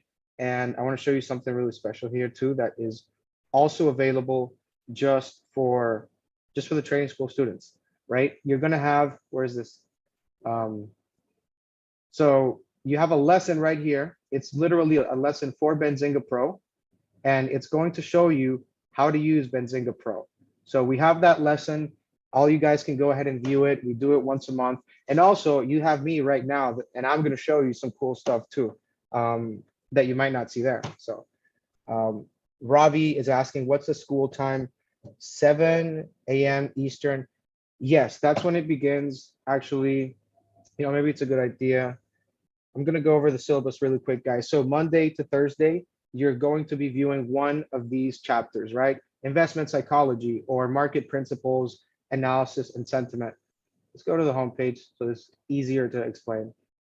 So in the homepage, you see today's Friday. Every Friday, Fridays, you recap what happened on the whole week. So as you can see for tomorrow, because today's Thursday, tomorrow's Friday, you're going to see that the office hours are scheduled. And that's where you recap the whole week. Monday comes Monday, right? Monday to Thursday, you're going to be viewing a new chapter every day with a Q&A session.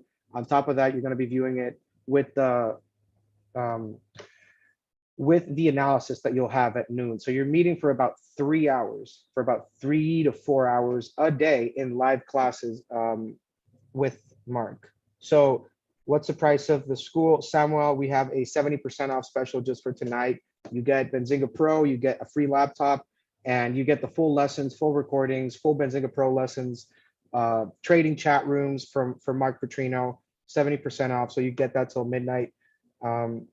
Ravi, so yeah, this is just going over Ravi's question here for the schedule. So you see that Monday, Tuesday, Wednesday, Thursday, you have a class. Friday, it's a recap. On Tuesday, you'll have the investment psychology class. That's my favorite. Don't miss it. And then you go Wednesday, you have something else, and so forth, right? That's pretty much how you'll go through the format of the 8 chapters that you have. So back here on the top, I'm going to click chat. All right. I click chat and a bunch of chat rooms appear. And it's important to know what they're all for. So student trade ideas will go in this chat room where it says student trade ideas. If you have research, you can share it with your classmates, with the other folks there, and chop it down and help each other. Ultimately, this is a great community. You're missing out if you're not engaging with the community there. Strategies and markets, questions for Mark. If you have questions for Mark, he has answers for you. And that's why we have Q&A sessions, office hours, all that stuff. Mark's trade ideas. This is where you can find all of his trade ideas, right? You have general discussions, people posting a lot of things there, and class files where you can take quizzes, okay? Quizzes on every chapter. You want to test yourself? This is the best way to do it. Take those quizzes, right? The other thing I want to show you, we went through the chat rooms. Now I want to show you the charts. This is a very, very great chart. I use it so I don't have to go anywhere. I stay in the trading school, and it covers the full screen. And I'm a chart guy like Mark, so I do like charts, and this is beautiful. So just a big chart. That's all I want. Then you have the Pro button there, and that takes you straight to Benzinga Pro. So let's go to Pro really quick, and I'm going to show you guys this.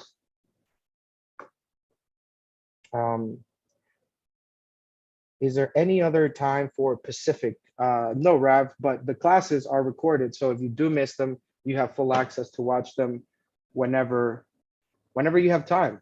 Some people have a 9 to 5, some people are busy. They pop in there to watch the recordings. It works for people. It works regardless. That's why the recordings are there to help you. And the Q&A sessions being recorded is actually amazing, because if you have these Q&A sessions and you really missed the class, you're basically going to get everything that you missed. So we are in a live webinar right now, and the goal here entirely is to just give you guys a better idea of how to take advantage of the platform of Benzinga Pro and of the trading school. This way you can fully leverage the entire course and platform, because you can give somebody like $1 million and they blow it up the next day, but then you can give somebody $1 million and they do something amazing and turn it into $1 billion. So you can have the same tools, but it's really what you do with it. So with that in mind, let's go ahead now and move to the Benzinga Pro. That's where we have a lot of these great new tools that we've been putting out for you guys. I will show them to you, and there's a lot more that we're working in the background that I cannot tell you. So Ravi asking, can we try? So yeah, this would be annually for the school, Rav. But if you do the math, really, I mean, like 1,300 divided by 12, you're paying like $100 a month, something like that. So, and you're getting Benzinga Pro on top of that. You're getting a free laptop, right? Like that's, and then you get the full lessons, full recordings with a former hedge fund manager with 25 years of experience. So I think that fits the bill, Ravi. You know, I think it's a good deal. So let's move on here back to the pro guys. Um, all right. So I have a main chart here. I'm pulling up Nvidia. If y'all want me to look at something else, let me know. I know that there was another ticker that someone wanted to see. William. Yeah, William, I totally get it. If anybody needs a payment plan or anything like that, I can work out something with you guys. So just let me know. And if any of you guys need a payment plan, let me know. I'll reach out. You know, I'm human, I understand. So it's a noble cause, right? You're trying to educate yourself and all that stuff. So I'm down with it. All right. If somebody needs help with a payment plan, reach out. I'll put my contact in the chat if anybody does want to reach out or has questions on the school. All right, folks. So we're looking at Nvidia, right? This is the details tab. This is where you click. It takes you to this page, the same one that opens on the next. So I already have the window open, so I'm just going to close it. I just want to show you how I got there. And then you click on the chart. And this is where I am right now because I click chart. But by default, it's going to take you where it says overview. So in this part, you're going to have some information on the side. So on the right side, you could see the company and industry quotes. Look at this: session volume, average volume, super important. Short float, short percentage of the float itself, the industry, comparing it to different industries as well, and the performance, right? This is all about giving you data in a concise, organized manner that becomes actionable trade ideas. Key ratios for those that like to look at the PEs and, you know, book value, EBITDA, all that stuff. You can look at peers. That's a great sympathy play way. Their earnings. And if you don't know what they do, there's a great description there of what they do. So in short, this is the overview tab. You have news there as well. If you just want the news, you can look at that there. You have a calendar. This is another great tool that you can actually build on this, right? But, you know, these are all the little things that can help you with Pro. Let me show you something else that I have here. It's a new tool, all right? A lot of you guys maybe haven't seen it. What's my platform? My platform is Benzinga Pro, Catherine. That's the only thing that I use. I don't use anything else. I don't use any other brokerage. Well, I mean, Benzinga is not a brokerage, but like, I mean, I don't use the brokerages, you know, like the main typical ones for research. I only use Benzinga Pro. So back to this tool, guys.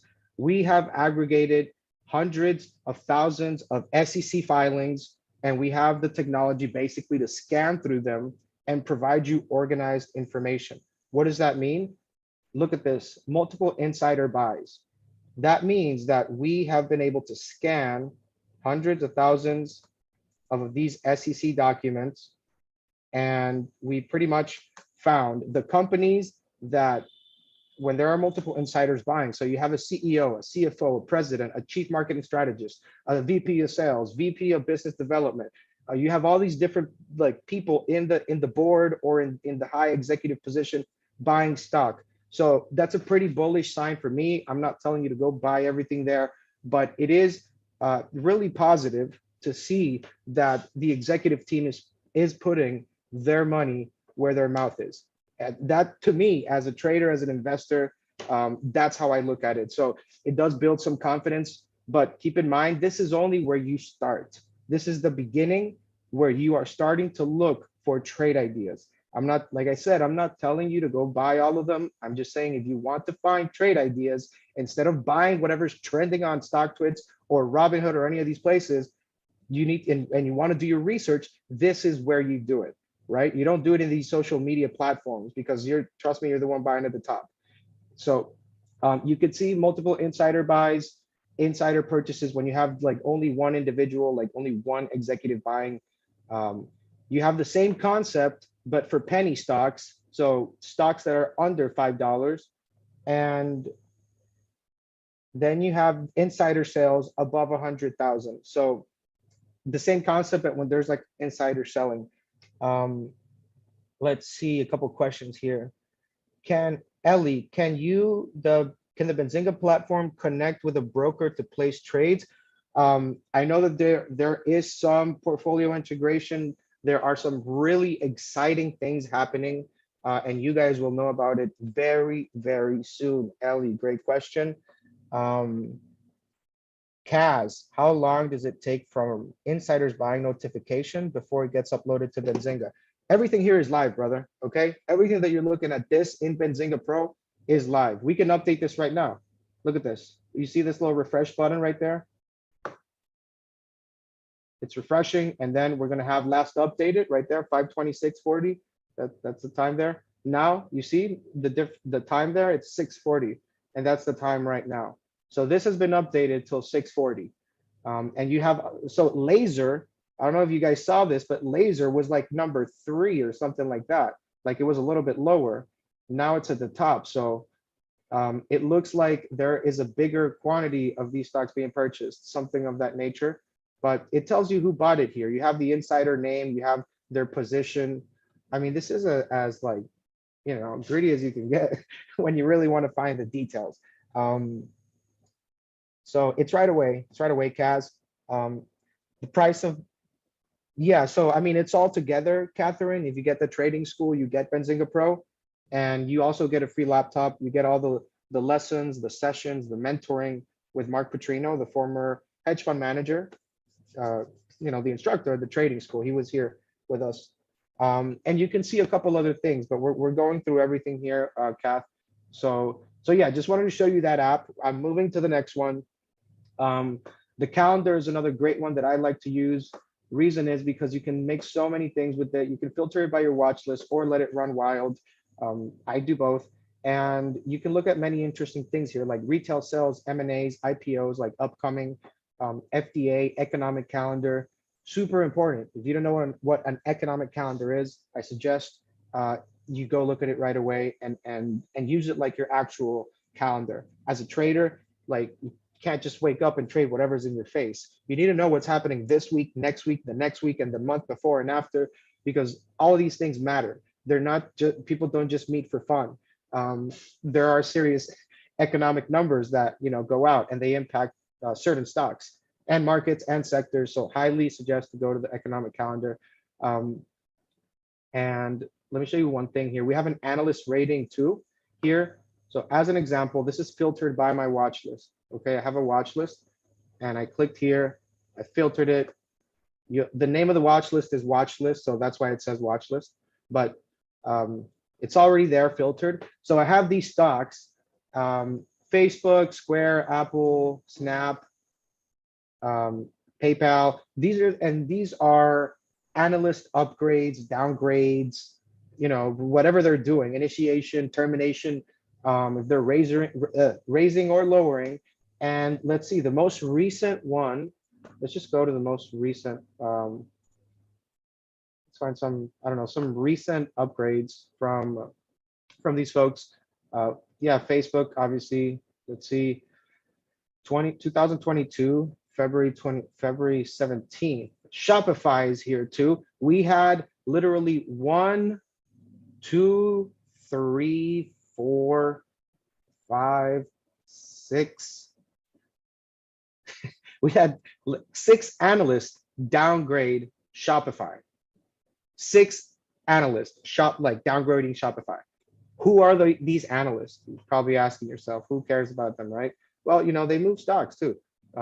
So that's why you should care. Here you can see where they're from. Morgan Stanley, Credit Suisse, Mizuho, RBC, Citigroup, Roth, Daiwa, Piper Sandler. These are big places, these are big banks. And you can see the name of the analyst too. And you can also see something that we're starting to work on. This is a very, very, something that's in the works. You can see there's a smart score and an overall score, a total ratio. So not every analyst is able to qualify for a score because sometimes they do an upgrade and forget about it. And there's no point in tracking that guy at that point. But yeah, we're pretty much building a full scoreboard of a ranking of analyst upgrades of the actual analysts, so that which are the analysts that are right, which ones are wrong, if they're accurate with their position and targets, all that stuff. So yeah, that's why I think this is a pretty interesting tool. So you should look into it. It's really interesting. And then we have the scanner. It's the only pre-market scanner that's open, the only scanner that's open pre-market and aftermarket. So for example, I found some great picks here yesterday. I'll show you how you can use this for being a day trader, swing, whatever, doesn't matter. I'm gonna go to 5 minutes. Markets are open. Okay, so after hours, I'm putting the session for after hours. I want to scan, I want to scan the whole session. And I already filtered the sectors that I want my scanner. So that's communication services, healthcare. Let's take healthcare off because I get some biotechs there sometimes. Okay, communication services, information technology, materials, and industrials. We're gonna see what we get with that. And so those are the only sectors that we're scanning right now. Then we have the market cap slider, and we have the price slider. So market cap, I like to keep it from 2 bill and higher. I like to stay away from these low floats. Very easy to manipulate, very easy for you to buy high and just get stuck there forever. They do an offering, you're screwed. And goodbye to your trading account. So from experience, I don't like to trade these low floats. And my goal here is to give you like some tips and tricks and things, like things that maybe mistakes I did, hoping you don't make them. But also using these tools that are super helpful and like a total game changer for me. So market cap, 2 bill minimum, price $10 or above. Like I said, these little low floats, $1 to 50-cent stocks, I don't like them. They're too small, easy to manipulate. So I think I'm comfortable trading a stock that's above $10. I feel they kind of passed that like scam status. Not that they're all scams, but I feel a lot more confident buying a stock that's already broken its $10 mark. So let's see what we find here. We have APPN. I know this company. It's like a coding or some sort of like tech. I don't know if they reported earnings or what happened, but you know what? We're gonna find out here on the Pro. So they had a 14A filed. Okay, and I can read the filing if I want right now, but I'm not gonna do that. So let's do something. Let's make this scanner a little smaller because I want to be able to read my news. There you go.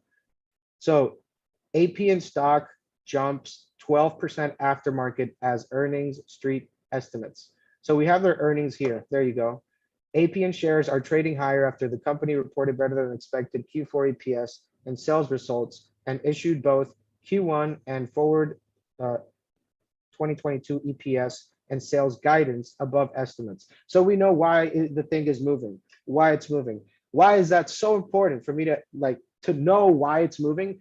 I spent a little bit of time finding out. Ellie, if you can scan for equities with tech, yeah, we can do that, Ellie. I'll show you that in a bit. And there's different places where you can do that. So yeah, good question. So we are looking at AP. And so if you look at this, it took me a little while to find this. Imagine if I wouldn't have Pro. I would have to go try to read, spend 5, 10, 15 minutes trying to do that. In Benzinga Pro, you have this great tool. It's called Why Is It Moving? I'm zooming in so you can't miss it, okay? It's that blue thing. There's a whole department out there that literally is scanning the markets, like actual real human beings that are looking at markets, stocks that are moving, and they are labeling the stocks when they're moving with that news. So that way you don't have to go and try to find out what's happening or find out when it's already up 50%. You can actually see in real time in the top where it says, why is it moving? It's going to tell you why it's moving. And you also get the earnings schedule. As you can see, it's telling you that Q4 earnings were released today after the market closed. I want to show you another company today. It's called Nightscope, KSCP. It's an amazing company. From what I've been looking at it, they have some really good things planned in the background.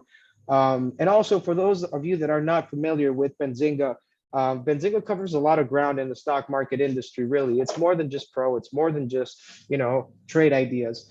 As an example, Nightscope CEO was interviewed today by Benzinga. So to explain this a little better, Benzinga does breaking news. We publish breaking news every single day. Not only do we have hundreds and hundreds of editors worldwide that write articles for our main site, benzinga.com, which is a great resource, but also we do release breaking news for companies, publicly traded companies. One example here, we had Nightscope CEO full interview on our Benzinga YouTube TV live, which is where you are now. And it's giving you the link there. So let's just see what's going on here. let's give it a quick click here.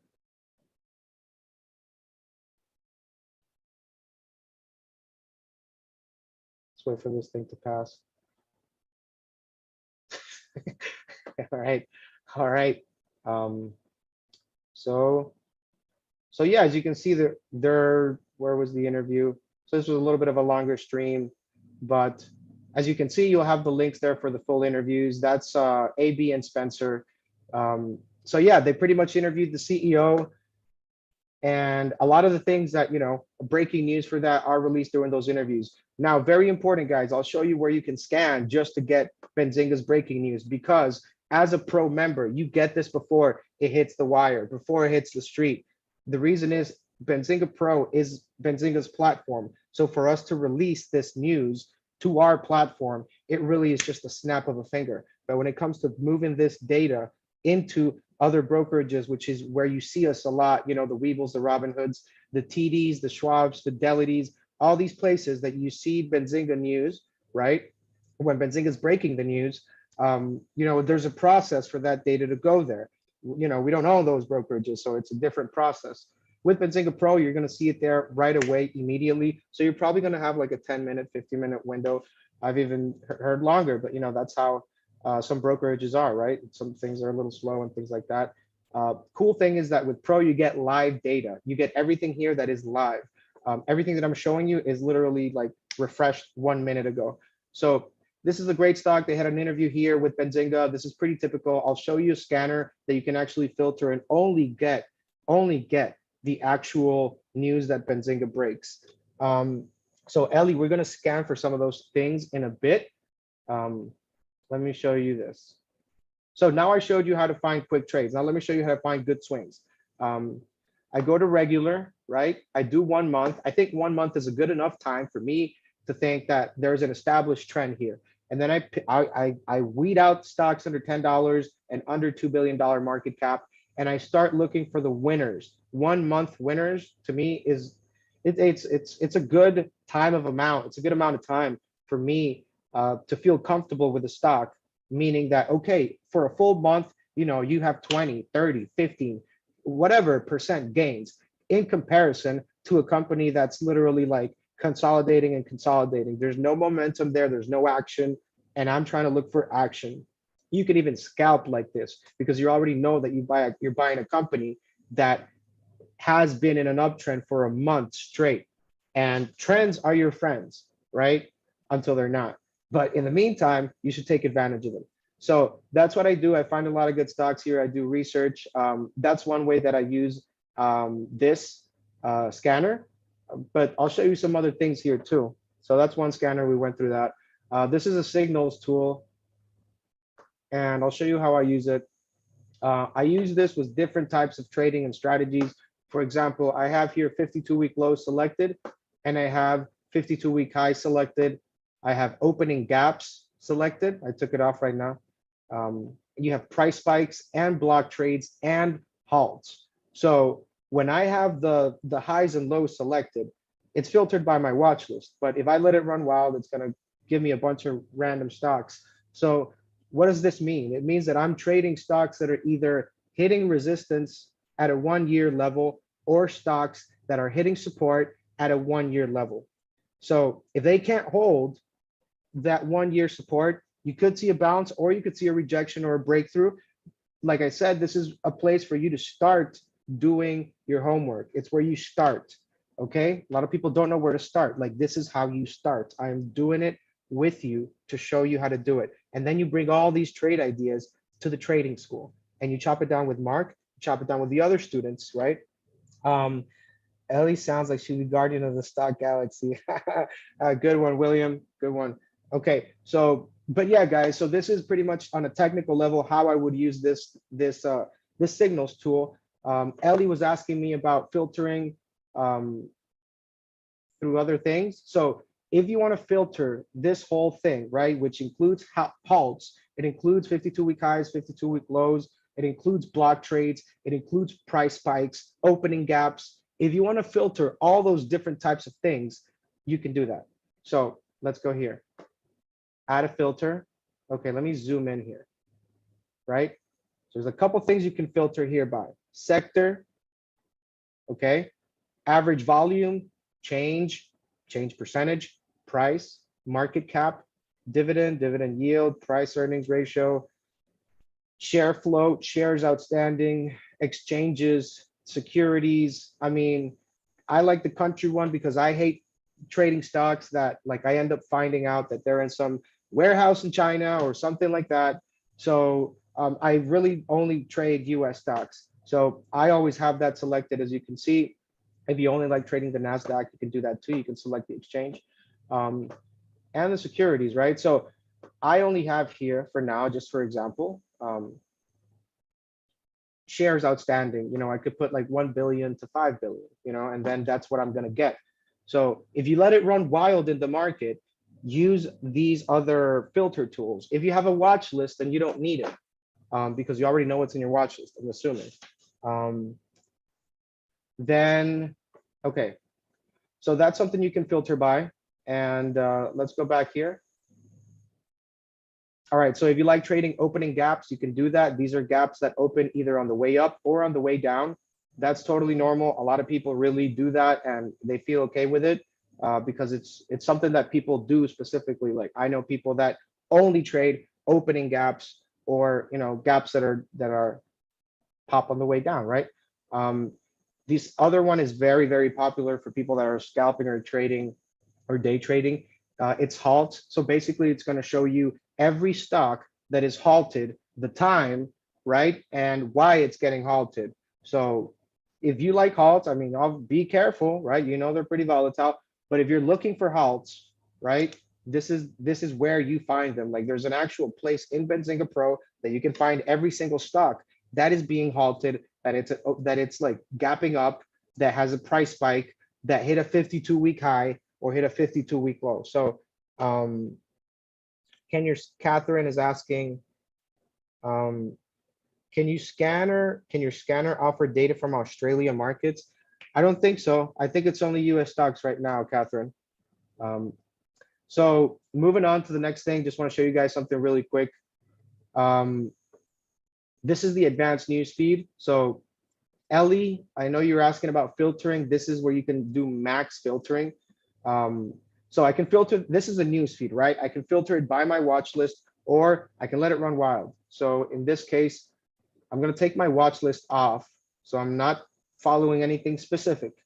And then you can see right here where you see screener. All right. So you can screen if you want a stock or an ETF, the exchanges, common, ADR, fund, unit, warrant, sectors, price, dividend yield, volume, market cap, average volume in 14 days, share float. Let me zoom in here. Share float, short interest, short value, short percentage of float, previous short percentage of float, previous close, RVOL, short change percentage, shares outstanding, days to cover, EPS, diluted EPS, return on equity, return on assets, ROIC, current ratio, gross margins, net margins, operating margin. If you want to know about the health of a company before you even look at it, somebody was asking me, how do you eliminate all these like SPACs that make no money? How do you eliminate all these stocks that there's a few things, right? Like you can obviously go through the financial statements, but if you don't want to do that, right? If you don't want to go through the financial statements, literally all you have to do is put in the numbers here that that you're comfortable with, a company with like, 2 billion in gross margin or something like that. Whatever it is that you're looking for, net margin, operating margin, there's more stuff. You can filter by the volume in 1 minute. So or volume 5 minutes. So I could say, I want a stock that has traded 10 million stocks in 5 minutes, okay, before it catches the rip. And I could do, if it's traded 5 million in 1 minute, okay? I think that's good enough price action for 1 minute, maybe. So you can also put the change percentage in 5 minutes. So if I want to see stocks that, I've gone from like 1% to 5% in 5 minutes, like increase like as far as the stock price increasing, you can filter it by that. So that's one filter, right? That's one filter. I'm gonna go ahead and click here on categories. And this is another way that you can filter it. You don't have to filter it by the financials and the numbers. You can filter it by the categories that you're getting. So as an example, I'm gonna click on this one that's called exclusives. Remember I showed you that company Nightscope, that Benzinga did like an interview, breaking news, all that stuff. Well, that's pretty much where you find them, right? You just go to the categories and you pretty much get everything set up that way. So let me go back here to the signals. All right. So this is already made for you. As you can see, every stock here that you see, you can see the color in red. It's pretty much done that way. So that's pretty much where you can find the Benzinga exclusives whenever we are breaking the news. The other tool I want to show you guys, it's the ideas tool. It's a new one. So you guys will have this. It will be, you guys will have access to this. So don't worry about it. It's included in the school. So in this case, you come in here, right? You can say like, I don't even know what I'm bullish on Walmart. Let's say I am bullish on Walmart. So you go in here, my position is bullish. Then what is my ticker? My ticker is Walmart. It already has it there, beautiful. And then I submit. So what happens here, right? Not only are you sharing trade ideas and things like that, but you're also sharing trade ideas with other folks that are in the Benzinga Pro community, right? And you can actually, eventually what's going to happen is that these things are going to work as like sentiment indicators where you can go in and see 30% of people in Benzinga Pro are bullish on this stock. 70% of these people are bullish on this stock. And you're going to benefit from that because we're going to pass on that data to you guys, right? Like, hey, these are the stocks that most people in Benzinga Pro are bullish. Things like that. We always try to pass the user the data because we have the data. We just pretty much try to package it for you guys in a way that makes sense via like an actionable trade, that sort of stuff. So yes, that is the trade ideas. The other thing I want to say really quickly, it's the squawk. I don't know. I don't think he's in right now. Let's see. I think it's from 7 to 7 a.m. to 7 p.m. Charlie has been doing this for a very long time, and he's basically going through the news. He's going through all these things as far as like market moving news live in a radio. So you can literally be in your pro or doing something else, studying for your upcoming class. And all you have to do is press play. You can even close this. You don't need to have it open. And then you're going to hear him say something. Right now, it's 7:03 p.m. So I don't think he's there anymore. But that's pretty much the schedule for you guys to use the actual squawk radio. So let's see. I think I went over everything here. I think we went over almost everything that we have on the pro side. So all right, guys, I'm going to drop the contact here. If you guys have any questions on the school, we definitely want you guys to, get better at trading. That's my goal here. If I can save somebody from blowing up their account once, really, that's all I need. So with something really, really cool like this, where you have like a live coach, a live trainer, live mentor, giving you classes 3 to 4 hours a day, plus Q&A sessions, office hours. Like, former hedge fund managers don't take the time to do that, with retail traders. But in this case with Benzinga, we do have a great combination of skills here that are meant to help you guys. So Mark Putrino is a great individual for learning the education. He's very passionate about this. He definitely wishes the best for all his students, just like we do in general here at Benzinga. So I'll drop the contact there, folks, for you one time. If you have questions, reach out. Other than that, I think we're good. We covered everything with Benzinga Pro. This should give you a good idea of like how to use it to start digging for trade ideas and finding trade ideas, and then you do your research along. And really, that's the goal of using Benzinga Pro, using those tools with the beauty of the community at the Benzinga Trading School. So thanks a lot, folks, for being here. glad to be here with you today, going over the pro session, going over the trading school with Mark Putrino, former hedge fund manager. If you want to join the school or have questions about it, feel free to contact us. The details are in the chat, and the link to join is in the chat as well. Deal expires at midnight, so I hope I see you guys there tomorrow. We have a great class. Other than that, folks, thanks for coming, and we'll see you guys in the next time.